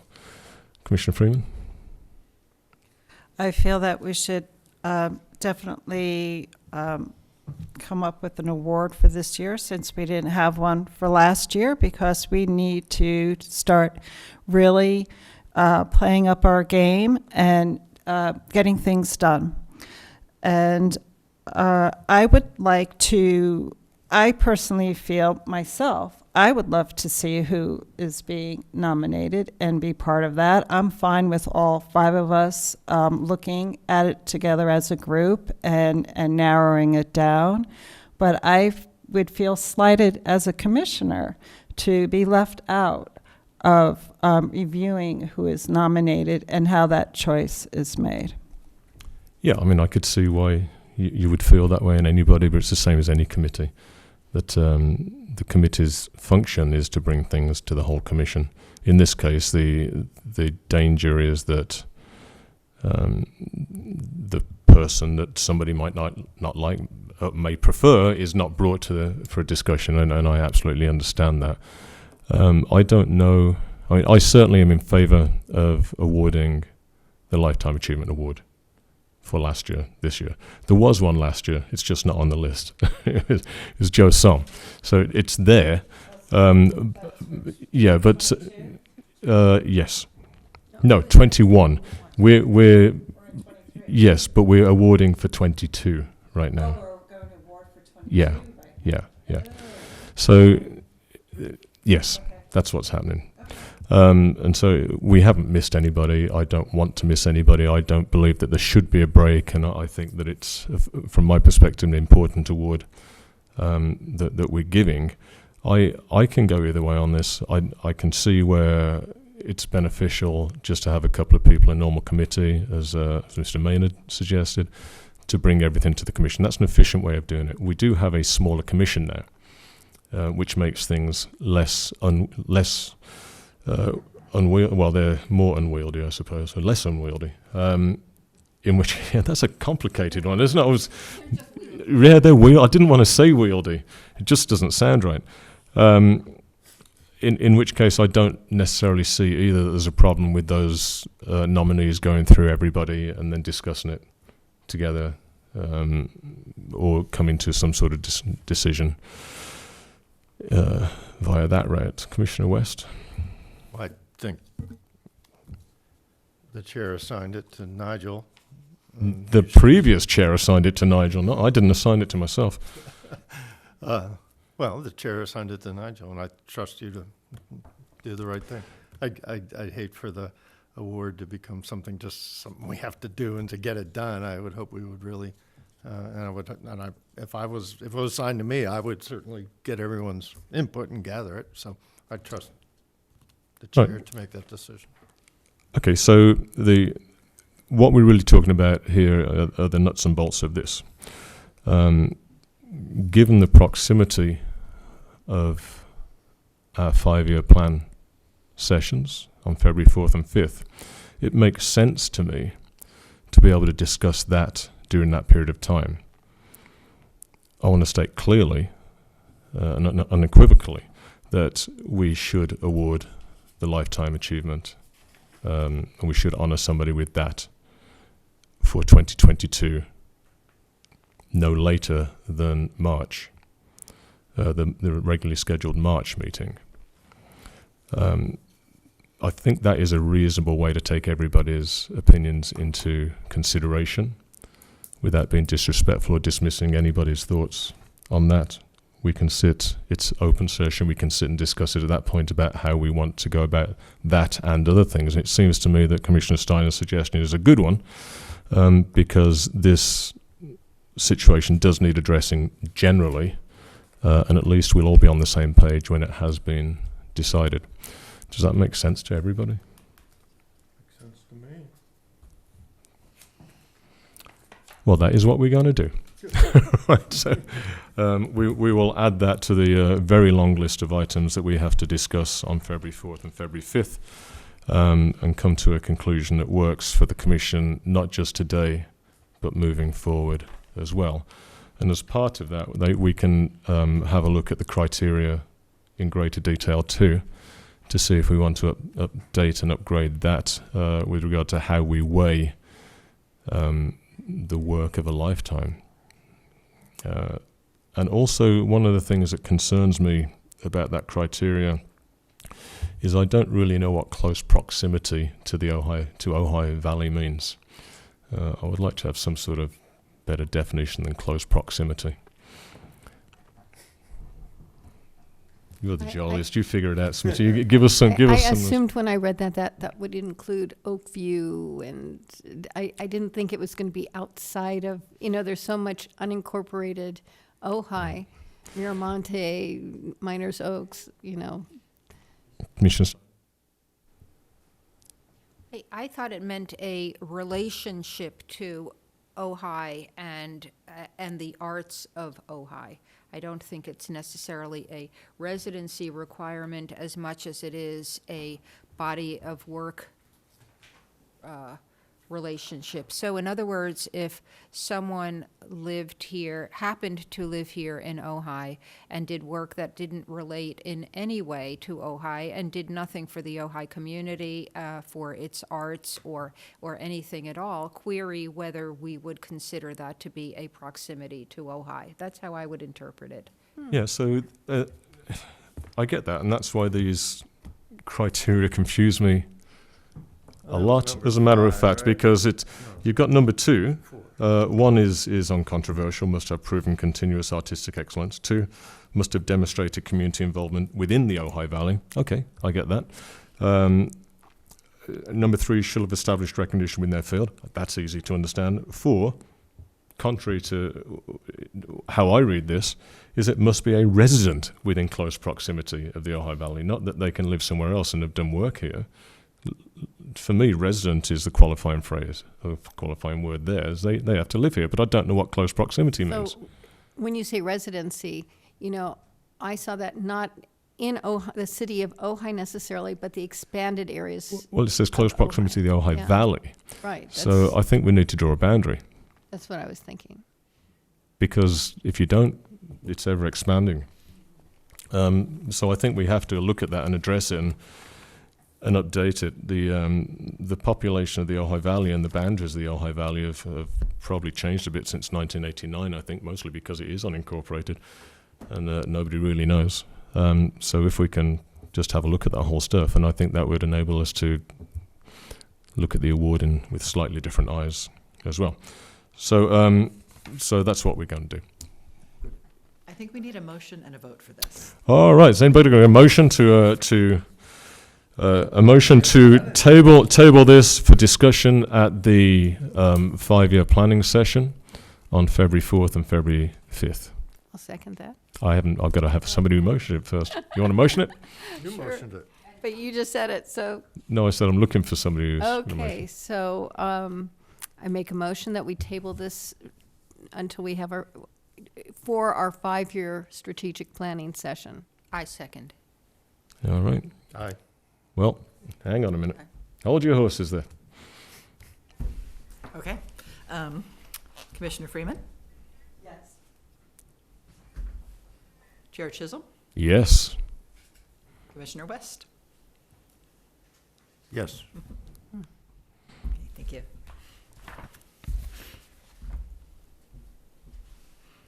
Did I miss Commissioner Steiner? Oh, you seconded it, and you. All right. Okay. All right. We got through that. Thanks very much. Commissioner updates. Commissioner Steiner, Public Art. Well,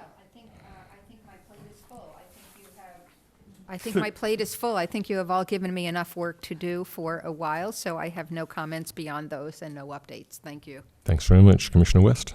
I have no update. Commissioner Freeman. When other fellow commissioners do their update and they haven't had anything to report on their responsibility or their box or whatever they're in, such as mentorship, we have not had a report about music or mentorship since I've been here since last June. And I am very concerned because the way the budget had worked with 4 commissioners wanting $5,000 to go into art education with nothing for music or literary arts, and then to have fellow commissioners not be able to give an update on art education and projects and how much money has been spent and projects that are proposed for the future of how much money they will need to spend, that for me it's a major dysfunction. And I would love to have an update on mentorship and music, if that's possible. Commissioner West. Well, just like you said, if there had been something done or money spent, I would have an update, but that has not occurred. I think Do you have anything lined up? Have you contacted anybody? Is anything in the works, or is the ball dropped and With we what? need help picking it up? With what? With mentorships and music. Well, I no. mean, music was a major piece of the grants, which was just the last meeting. Not to mention that I think Smitty has had his hands full with strategic planning. But I think in terms of music, it's been really, we heard from people who, and awarded grants to people specifically in the music area. Can I just jump in here? Yes. This really isn't a discussion item. Your updates are your updates, and Smitty's are his. Hang on, and part of the issue that we've had on this commission is trying to organise the 5-year plan. So there has been a lot of stasis on the commission while we're waiting to try and get together to understand the direction in which we as a commission want to go, and any future commissions should be directed toward. And so while I would agree with you that it's frustrating to not have any updates on a regular basis, in my mind at least, it's absolutely understandable why we've been struggling to get to the 5-year plan, which we now have in front of us on February 4th and February 5th. So I'm very much looking forward to that, and also getting back to a point where we know, for example, if we're even going to be involved in continuing the mentorship program, or how the music, how we're going to interact with the music community, and any other area of our responsibility. So I get the frustration. I understand it. I have the same frustration too. But I would look forward very much to our next scheduled meeting, when we all know the direction in which we're headed, and then we can go and attack it with vigor and fervor. Okay, so the literary arts update is thank you for the Ojai Award ceremony. The next seed is going to be for Earth Day, and it will be an Ojai competition for peace on Earth. And Earth Day is April 22nd. The other update is speaking with Commissioner Grau from the Arts Education, and Literary Arts is focusing on grant writing. And we're just thinking about have the city to create free workshops for the entire community, and bring in a facilitator to teach how to write art grants that would help our community, because we have such a huge demand and we have such a little budget. And if our community is educated, including ourselves, like this commission, to be writing grants to the nation and to the state. And the Ventura City, the Council of Arts down there, they have a art show down at their government building, and it's part of it is through the National Arts Program. So maybe even getting in touch with the Ventura Arts Council and whoever is writing their grants, have them come up and maybe hire them to do a workshop. But so that's kind of like, a little seed of combining literary arts with education, and I think that's it. Thanks very much. Commissioner Grau. Well, I was going to talk about grant writing seminars. I think it's a good idea in terms of art education funding. I was thinking of I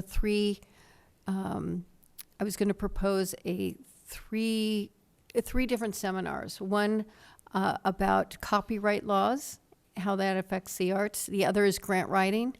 And another one is having an art consultant come and talk. And I've spoken to Wendy Barker at the Ojai Museum to see if we could use that facility for some workshops seminars basically, that we would have people come in to talk about different subjects that could affect all the artists in the Valley.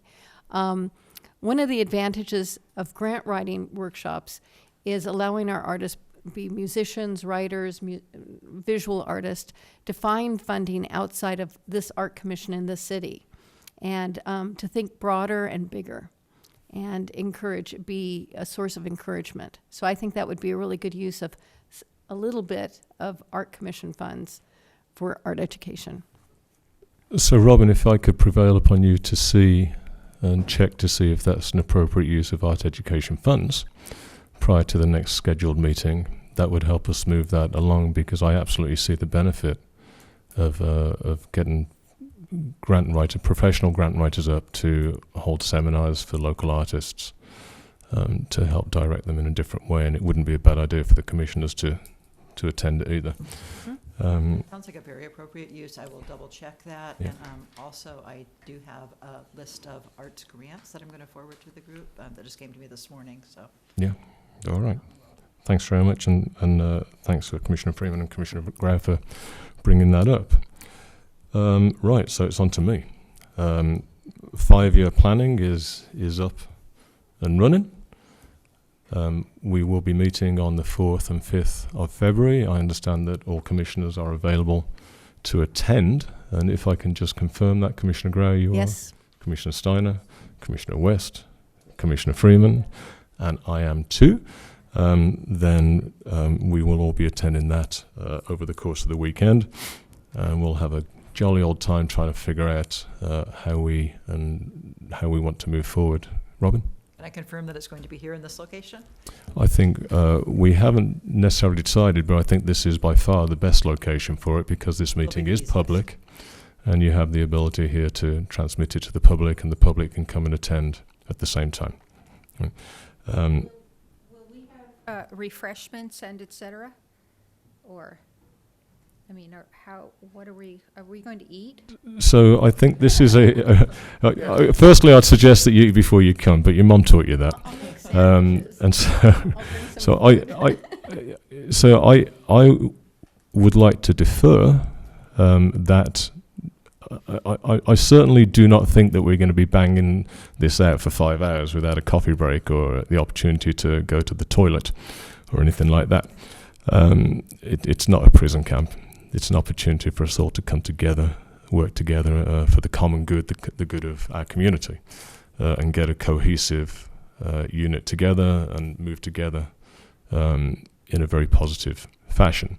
So I see this as a structured but not forced environment in which we are able to interact in a very relaxed manner under the guidance of Nusa. And she is very well versed in how these things go. And while I'm not going to ask you to come up and speak right now because it's not on the agenda, you are sitting there listening to this. And I'm reasonably certain that there will be information coming out from you to us with responding to that question and probably answering some that we haven't asked yet. It will be humane. It will be humane. Well, there you go. So humane, just imagine us as I'll volunteer to bring lunch. Imagine us as free range, but not necessarily organic chickens. I think is. I need everyone's eating restrictions. Right. I'll bring my own sandwiches. I think I'll be fine. I'm very, very, very happy to have finally shepherded the commission to a place where we can have this long overdue meeting. Right, as Ray referenced earlier, I do want to note the death of David Crosby today. It's a difficult day for a lot of musicians, and he was indeed the soundtrack of most everybody's life who's in this world right now. And prior to this, I did spend some time just listening to his music, trying to find lyrics that I thought would be appropriate to describe his life. Well, that's clearly impossible. But I did find some lyrics that, in fact, he didn't write. But he was, in fact, responsible for creating the melody of the singing that went onto this recording, which is probably the reason we all know these lyrics so well. As it turns out, Casey at the start of the meeting referenced something very similar when she was talking about the East, the South, the West, and the North. And what Casey referenced was the South, everyone has a purpose in this life. The lyrics that I picked out of David Crosby's life were from Turn, Turn, Turn, and there is a time for every purpose. I truly believe that. We're sitting on this commission and we have a purpose here, all of us, and I truly hope that we can align our purposes into a cohesive whole and drive this commission and commissions to come in a very positive direction in order to make really good positive changes in the arts in this community. And I think we can. My money is on us.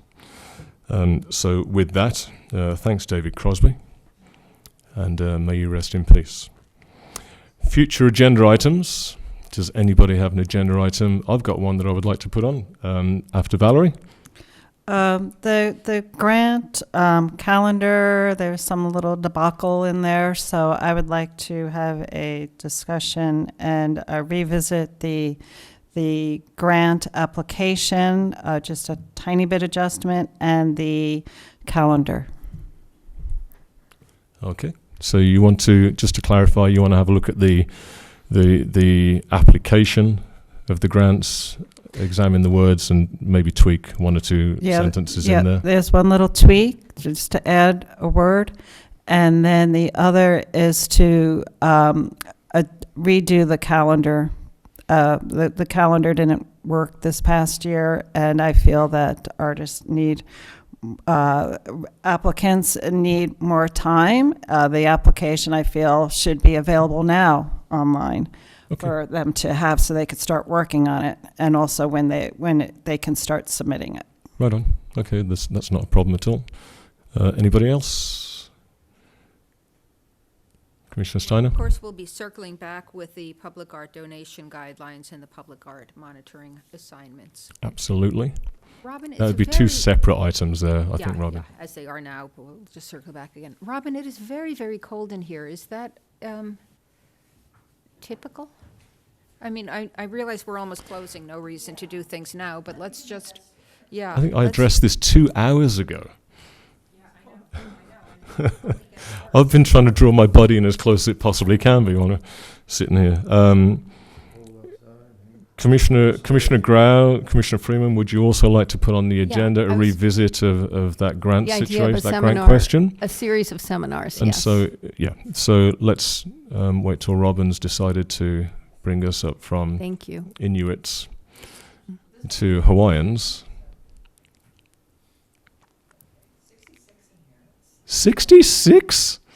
76 in my house. I don't like the cold. Yes, it is, and I'm happy. I love 66, don't you? It's the temperature of your beer, too. I'm an American, thank you very much. So perhaps, Robin, we would also like to put on to a Discuss. response to the grant request as to the usage of public education funds or art education funds, and a conversation. About Pam, a do you want to ser- define that? Yes, I'd like to have a discussion about a series of seminars for the art community in Ojai. Educational seminars. And Robin, as part of that, when you come back and tell us if it's an appropriate use of art education funds, can you once and for all give us clarification, complete and utter clarification on when it is appropriate and what we can use those art education funds for? I know that we've all received the letter from the city lawyer or the opinion of the city lawyer.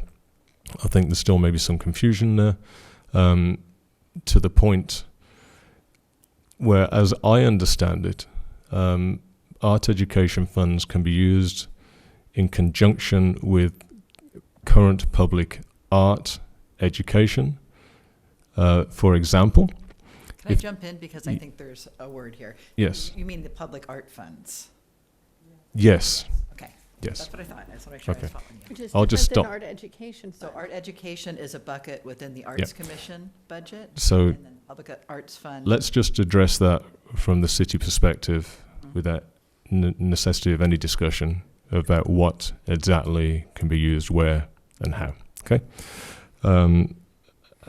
Right, so that's any other agenda items that we need to put on there I'm currently? looking forward to the The planning elections. session, because to me, that will drive our future agenda. Yep, that's exactly right. As always, commissioners, if anything crops up in between now and then, please feel free to contact me to add things to the agenda.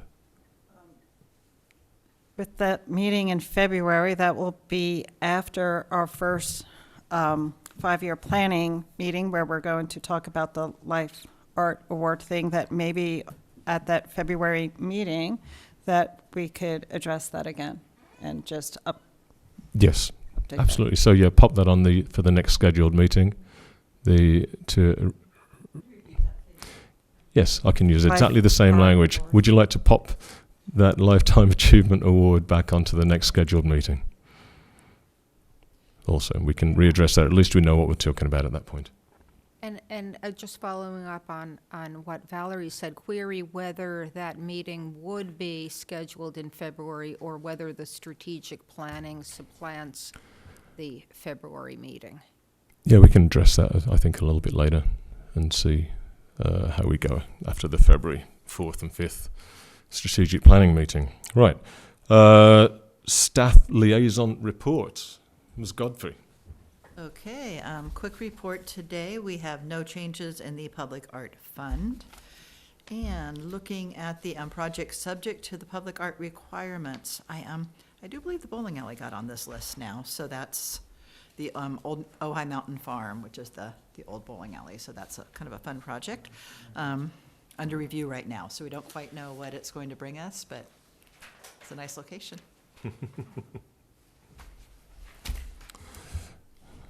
Does that cover A, B, and C?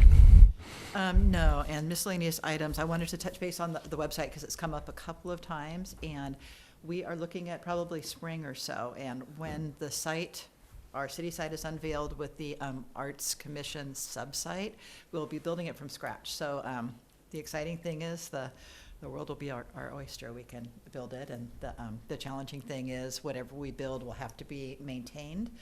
We can provide access to a couple of key commissioners to maintain it. We will build like the basic core of it, you know, at the city with your pictures and your information and all the fundamental stuff. But if you wanted to do something a little more fun and exciting, you'll have that opportunity. Like videos? Yeah, videos. Awesome. Videos, photos, all kinds of good stuff. Right on. Inventories, yeah. Mm-hmm. Yeah, I think the more transparency you have, the more stuff up there, the better it is for everybody. Including perhaps just to pop back to Commissioner Steiner's comments about the public art and how we would evaluate what needs fixing and what doesn't. At least people know what we're looking at that point. Whether or not we want their input on it is a different question altogether. But at least the more eyes out there, the better it would be for everybody, I think. Commissioner Freeman? Do we have an update on the, I would love to see an update every meeting of our city of art fund that we have, not the public art fund. I mean, we need both. So this way the commissioners know what has been spent, what needs to be spent, what we're working with, so we can figure out projects, how many how many workshops can we do, and for how much, and has, what's being spent and what needs to be spent. And I believe that, and the cutoff is June 30th, for that fund, and whatever isn't spent goes back to the city, correct? So it's good to have that always in sight, because on my watch, no money's going back to the city. It's for the art community and needs to go to the art community, not rocks and plants. Okay, that is an easy fix, so we can bring that. Haven't spent too much yet, other than the grants. And That's right. yeah. Still in place. All right, Commissioner comments. Commissioner West, let's go with you first. I don't think you've gone first yet tonight. Just anxious and excited. I'm happy that new Samal is here for our 5-year planning. But my hopes are that from the visioning that we'll do, we'll get not only a plan, but we'll get guidance on our future agendas, where we give attention, maybe even more importantly, where we don't give attention. We'll look at historic things that we've done, but we'll look at them with fresh eyes as to whether those are things that fit into what our new plan will be. And I'm just sort of anxious. It's like waiting for a child to be born and you don't know what you're going to get. So I look forward to seeing all you guys there. When my children were born, Commissioner West, we could find out what was going on. Now, I know you're a bit older than me, but... I didn't know if they'd be losers, though. Let's move on. Commissioner Freeman? Just want to thank all the commissioners for being open and sharing information and dialogue, and looking forward to the new year and our meeting. Yay, 5-year plan meeting. Thank you, Nisa, for pulling that together, and just ready to just really dig our heels in and just really have a huge impact and get things done this year. Thanks very much, Commissioner Grau. Yeah, just like Valerie said, we're really excited and determined that we're going to make and really affect the community this year, to really have things in play. Commissioner Steiner. So I join everyone in sharing the excitement for the upcoming strategic plan, and I want to thank Smitty for bringing this to fruition. I mean, it did take a lot of planning and a lot of time, and so thank you very much for doing that. I also wanted to say that I was very encouraged to hear about this series of seminars. I think it's a very important thing. I told Pamela earlier that I had volunteered to do a copyright and contracts session because I think that's really important for the community. And I think if we can build this sort of three-legged stool of grant writing as well as art advising issues and contracts, I think we're really doing something important as a commission for this community. And finally, I wanted to note how thrilled I was to see a large audience this evening. I think we need to look at and thank you, Valerie, for bringing that about. And I think if we encourage and invite people to come, they will come. So I look forward to that day when there are too many people and we can't hear ourselves. Then we know we're doing something. Because they're enjoying it, not because they're complaining about something. Correct, of course. But one more thing. Do we still have the mayor? Yes, can you hear me? Betsy. So Betsy, one item, hello, and I share the congratulations on your reelection. One item on the agenda is the city council liaison report, and I have to tell you, not to sort of, tattle on your colleagues, but we have not had a city council liaison in really quite some time. So perhaps that is something that you could urge your colleagues to address. Yes, definitely. And I am the liaison right now, so that's. Well, great. Well, yay. And just so you know, it lasts. We rotate every 3 months, so I'll be here today, February, March, and then we rotate to a different commission. So that's how it operates. And there is a chart so you can see who your liaison is each. Will you join our strategic planning session or for a portion of it?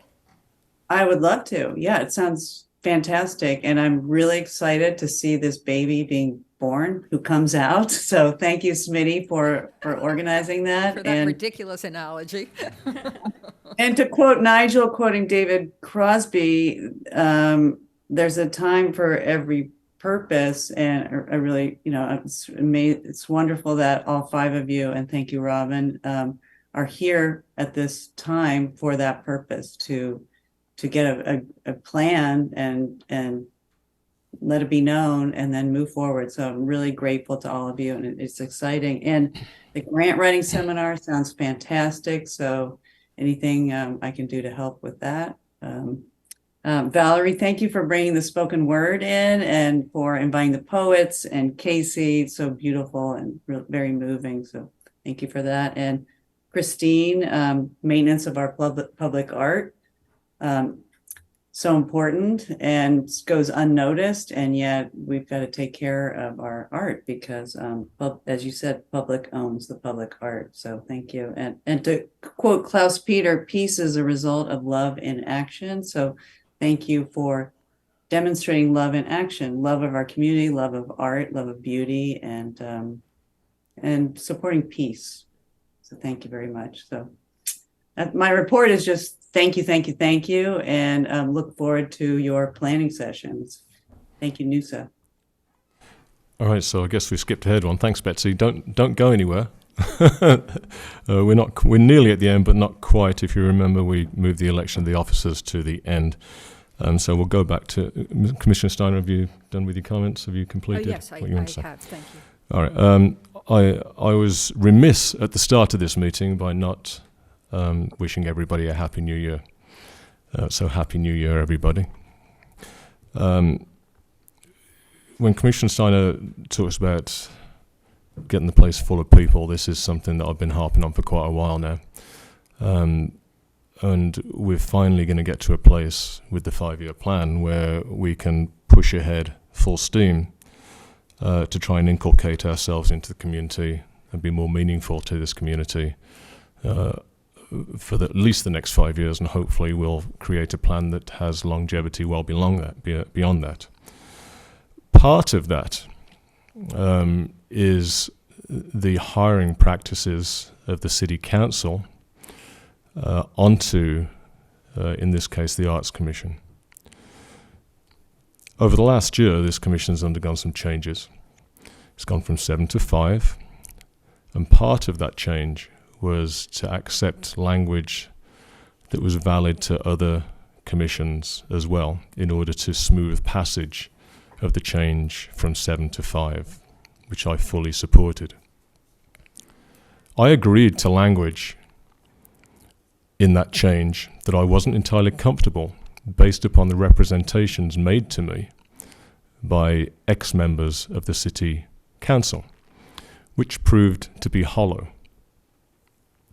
The language, and I pointed it out at the time, was inappropriate for what we were trying to achieve.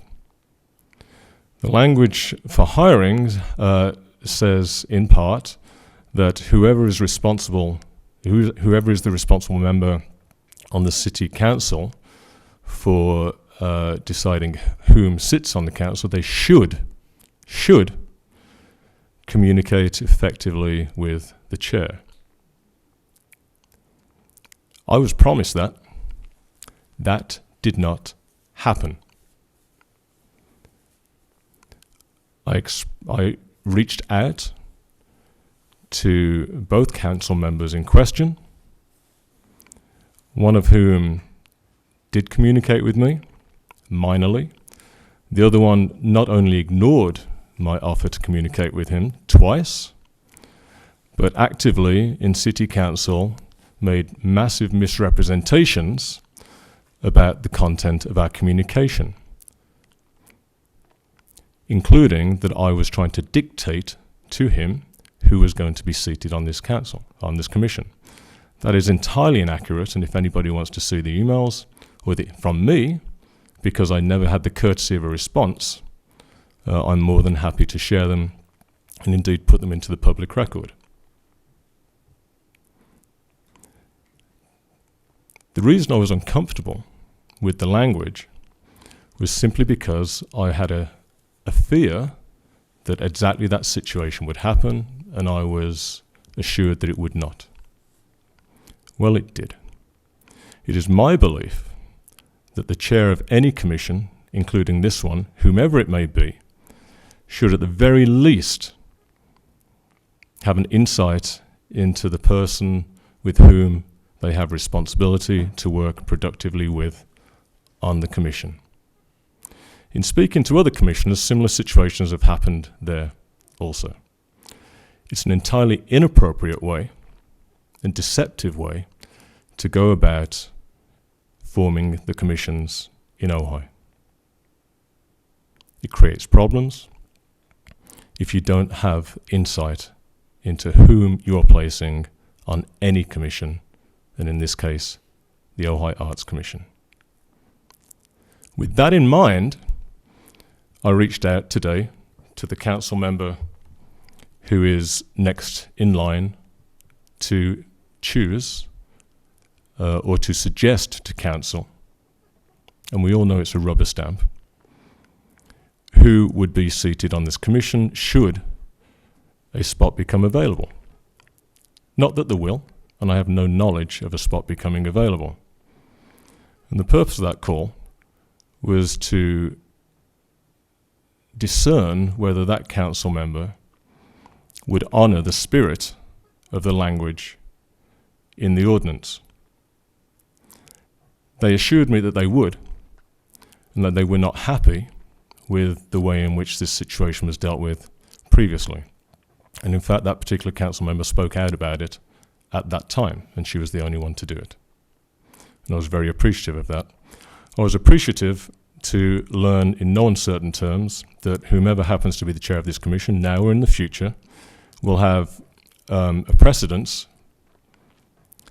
that the chair will be communicated with effectively and respected when it comes to appointing people to this particular commission. I would hope that the council as a whole come to the same conclusion for all other commissions, in which way they can make them more effective and responsive to their jobs as a whole. I'd appeal to the City Council to consider carefully the language that is currently in place and change it for all commissions, and adjust the word should and replace it with the word will. I'm not asking that the council take the advice of the chair of any commission. I'm asking very simply that they communicate effectively with the chair, the person who runs the commission and has the most knowledge of how that commission is working, what is required on that commission, what skills are required to fill the hole that has been left, and that they respect the chair and the commission enough, and indeed the city enough, to have that conversation, that communication. Right. Those are my comments. I very much appreciate being chair of this commission. And I do hope, Betsy, that you've heard clearly what I've just said. I do know that you know what I'm talking about. And if this one goes viral, hey, I'm easy to find. I'm happy to talk to anybody about it at any time. That is the end of my comments. And we have now gone on to the City Council liaison report, which we've just had from Betsy. So, Betsy, I'm going to give you an opportunity to jump back in and say anything you want. Thank you, Nigel. And just so you all know, we will be deciding on Tuesday to confirm about our visioning workshop, the City Council's workshop, which will be ideally a 2-day event. So we'll see what the council decides on Tuesday. And one of the items will be appointing commissioners, the system. So in terms of protocols.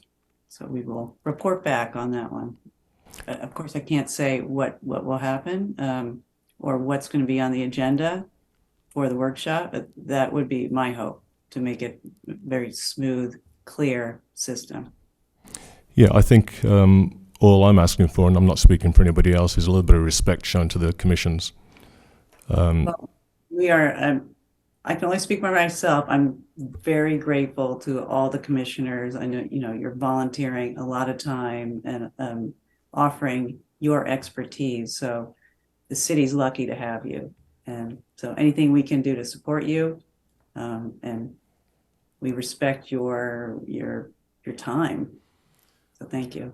You're welcome. One word. Change should to will. Right. On that, thank you very much. And we will now come to the election of the officers. So let's start with that. Now, typically this has been done at the start of the meeting. It's been done at the end of this meeting. That's fine. I will not be standing as chair for this commission in this period of time. I have too many obligations coming up this year in order to fulfill the role effectively. We are having a planning meeting with NUSA on the 4th and the 5th. I intend to stay on this commission, but I do not feel that given my obligations, I can effectively lead the charge past today. I feel comfortable that I've shepherded the process this far. I'm very, very grateful to Commissioner West for continuing to push. I'm incredibly grateful to Nusa Mal for being incredibly flexible. That's a lot of incrediblies. Remarkably flexible and giving in your time and your energy and your expertise to help this commission move forward. So thank you very much for that. I think that it's time for me to step aside at this point and allow somebody who does have the time to push on from here. Again, I'm not resigning from the commission. I'm simply not standing as chair. With that in mind, I would like to nominate, and with also the idea of stability in mind, I'd like to nominate Vice Chair West to become chair, and I'll open the floor up to discussion and any other nominations. If I may? You may. Well, First, this is unfortunate and a surprise, but I know how busy you are, and I can't thank you enough for righting this ship. I think you have made enormous contributions. I think we are stabilized. After the planning session, we will have our marching orders, and I think you really got that together, and thank you for that. I can't imagine who would be better to step into your shoes than Smitty, and so when it's the right time, I will second that motion. Well, I think we have to have a bit of discussion or any other nominations first. So if anybody would like to comment.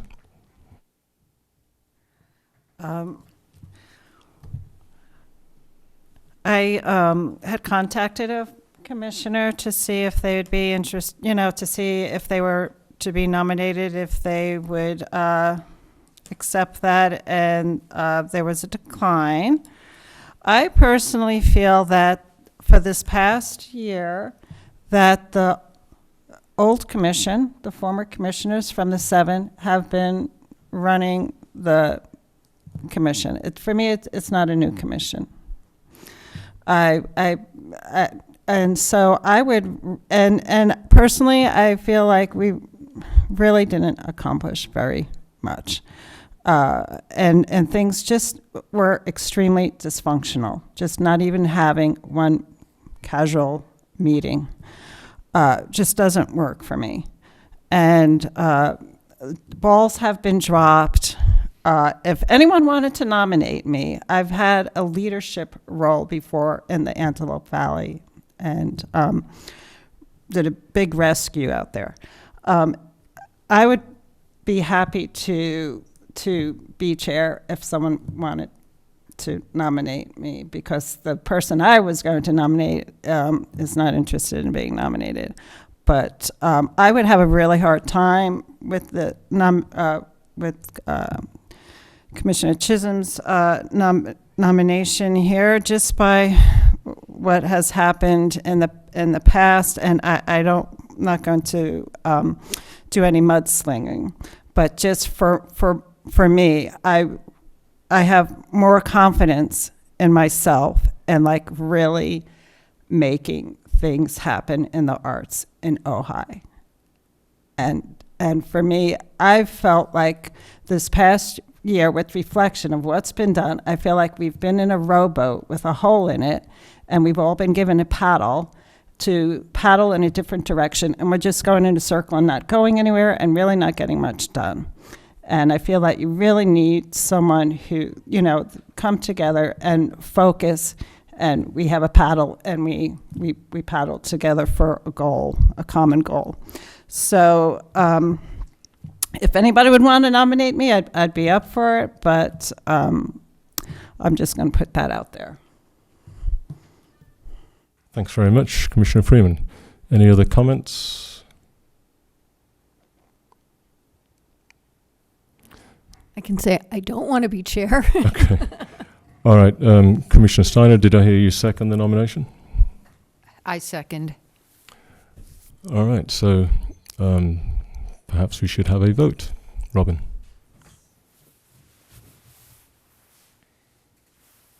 Commissioner Grau? Chair Chisholm? Yes. Yes. Yes. No. Yes. I just want to confirm that you got Commissioner Grau's response. All right. So with that, congratulations, Commissioner West. You are now chair of the Ohio Arts Commission. I will pass along the gavel to you, and I will sit back in this chair and become a regular member of the commission. Thank you, Nigel, and I thank you for your service. You care about the community. You care about the arts. You have integrity, and you've steered this ship through a very difficult time. And with COVID and doing remote meetings and everything, and I think we'll all look back at how the world changed during COVID. And thank you for nominating me and recognizing the progression. As my first act, I would like to nominate Christine Steiner as vice chair, as she has the both expertise, experience, and seniority on the commission to do a beautiful job serving our constituents.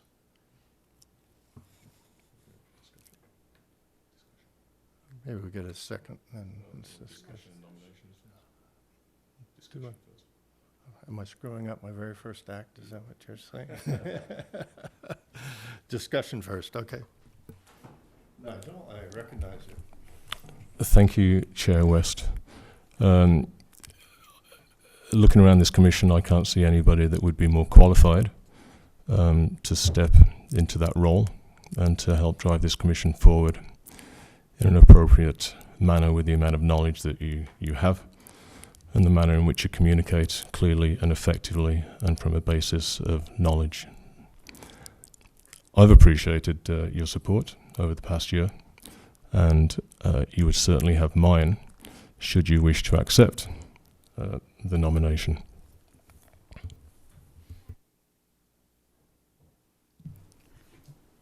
I would be, oh, I'm sorry. Yes. I would be thrilled if you were to accept that. Any further discussion? Comments?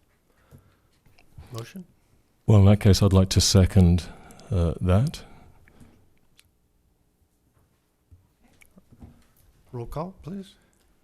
Chair Chisholm, Commissioner West, Commissioner I'm Grau. sorry, hang on. I'm not Chair Chisholm. Oh, I am so sorry. You know what? I'm gonna have to update my little cheat sheet here, aren't I? Commissioner Chisholm, Yes. Chair West, Yes. Commissioner Grau, Yes. Commissioner Steiner, Yes. and Commissioner Freeman. Yes. Okay, thank you. Okay, congratulations. I have big shoes to fill, but thank you. And if there is no further business, this meeting is adjourned until our strategic planning session on the 4th and 5th. 4th, on the 4th. Thank you.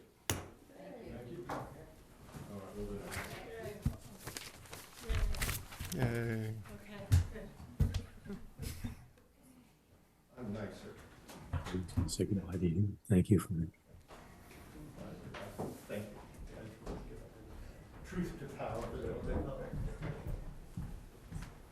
Congratulations. Oh, thanks. You know, it's. You know, I have an idea for that public art. Do you know InDesign, the program InDesign? That software program? It's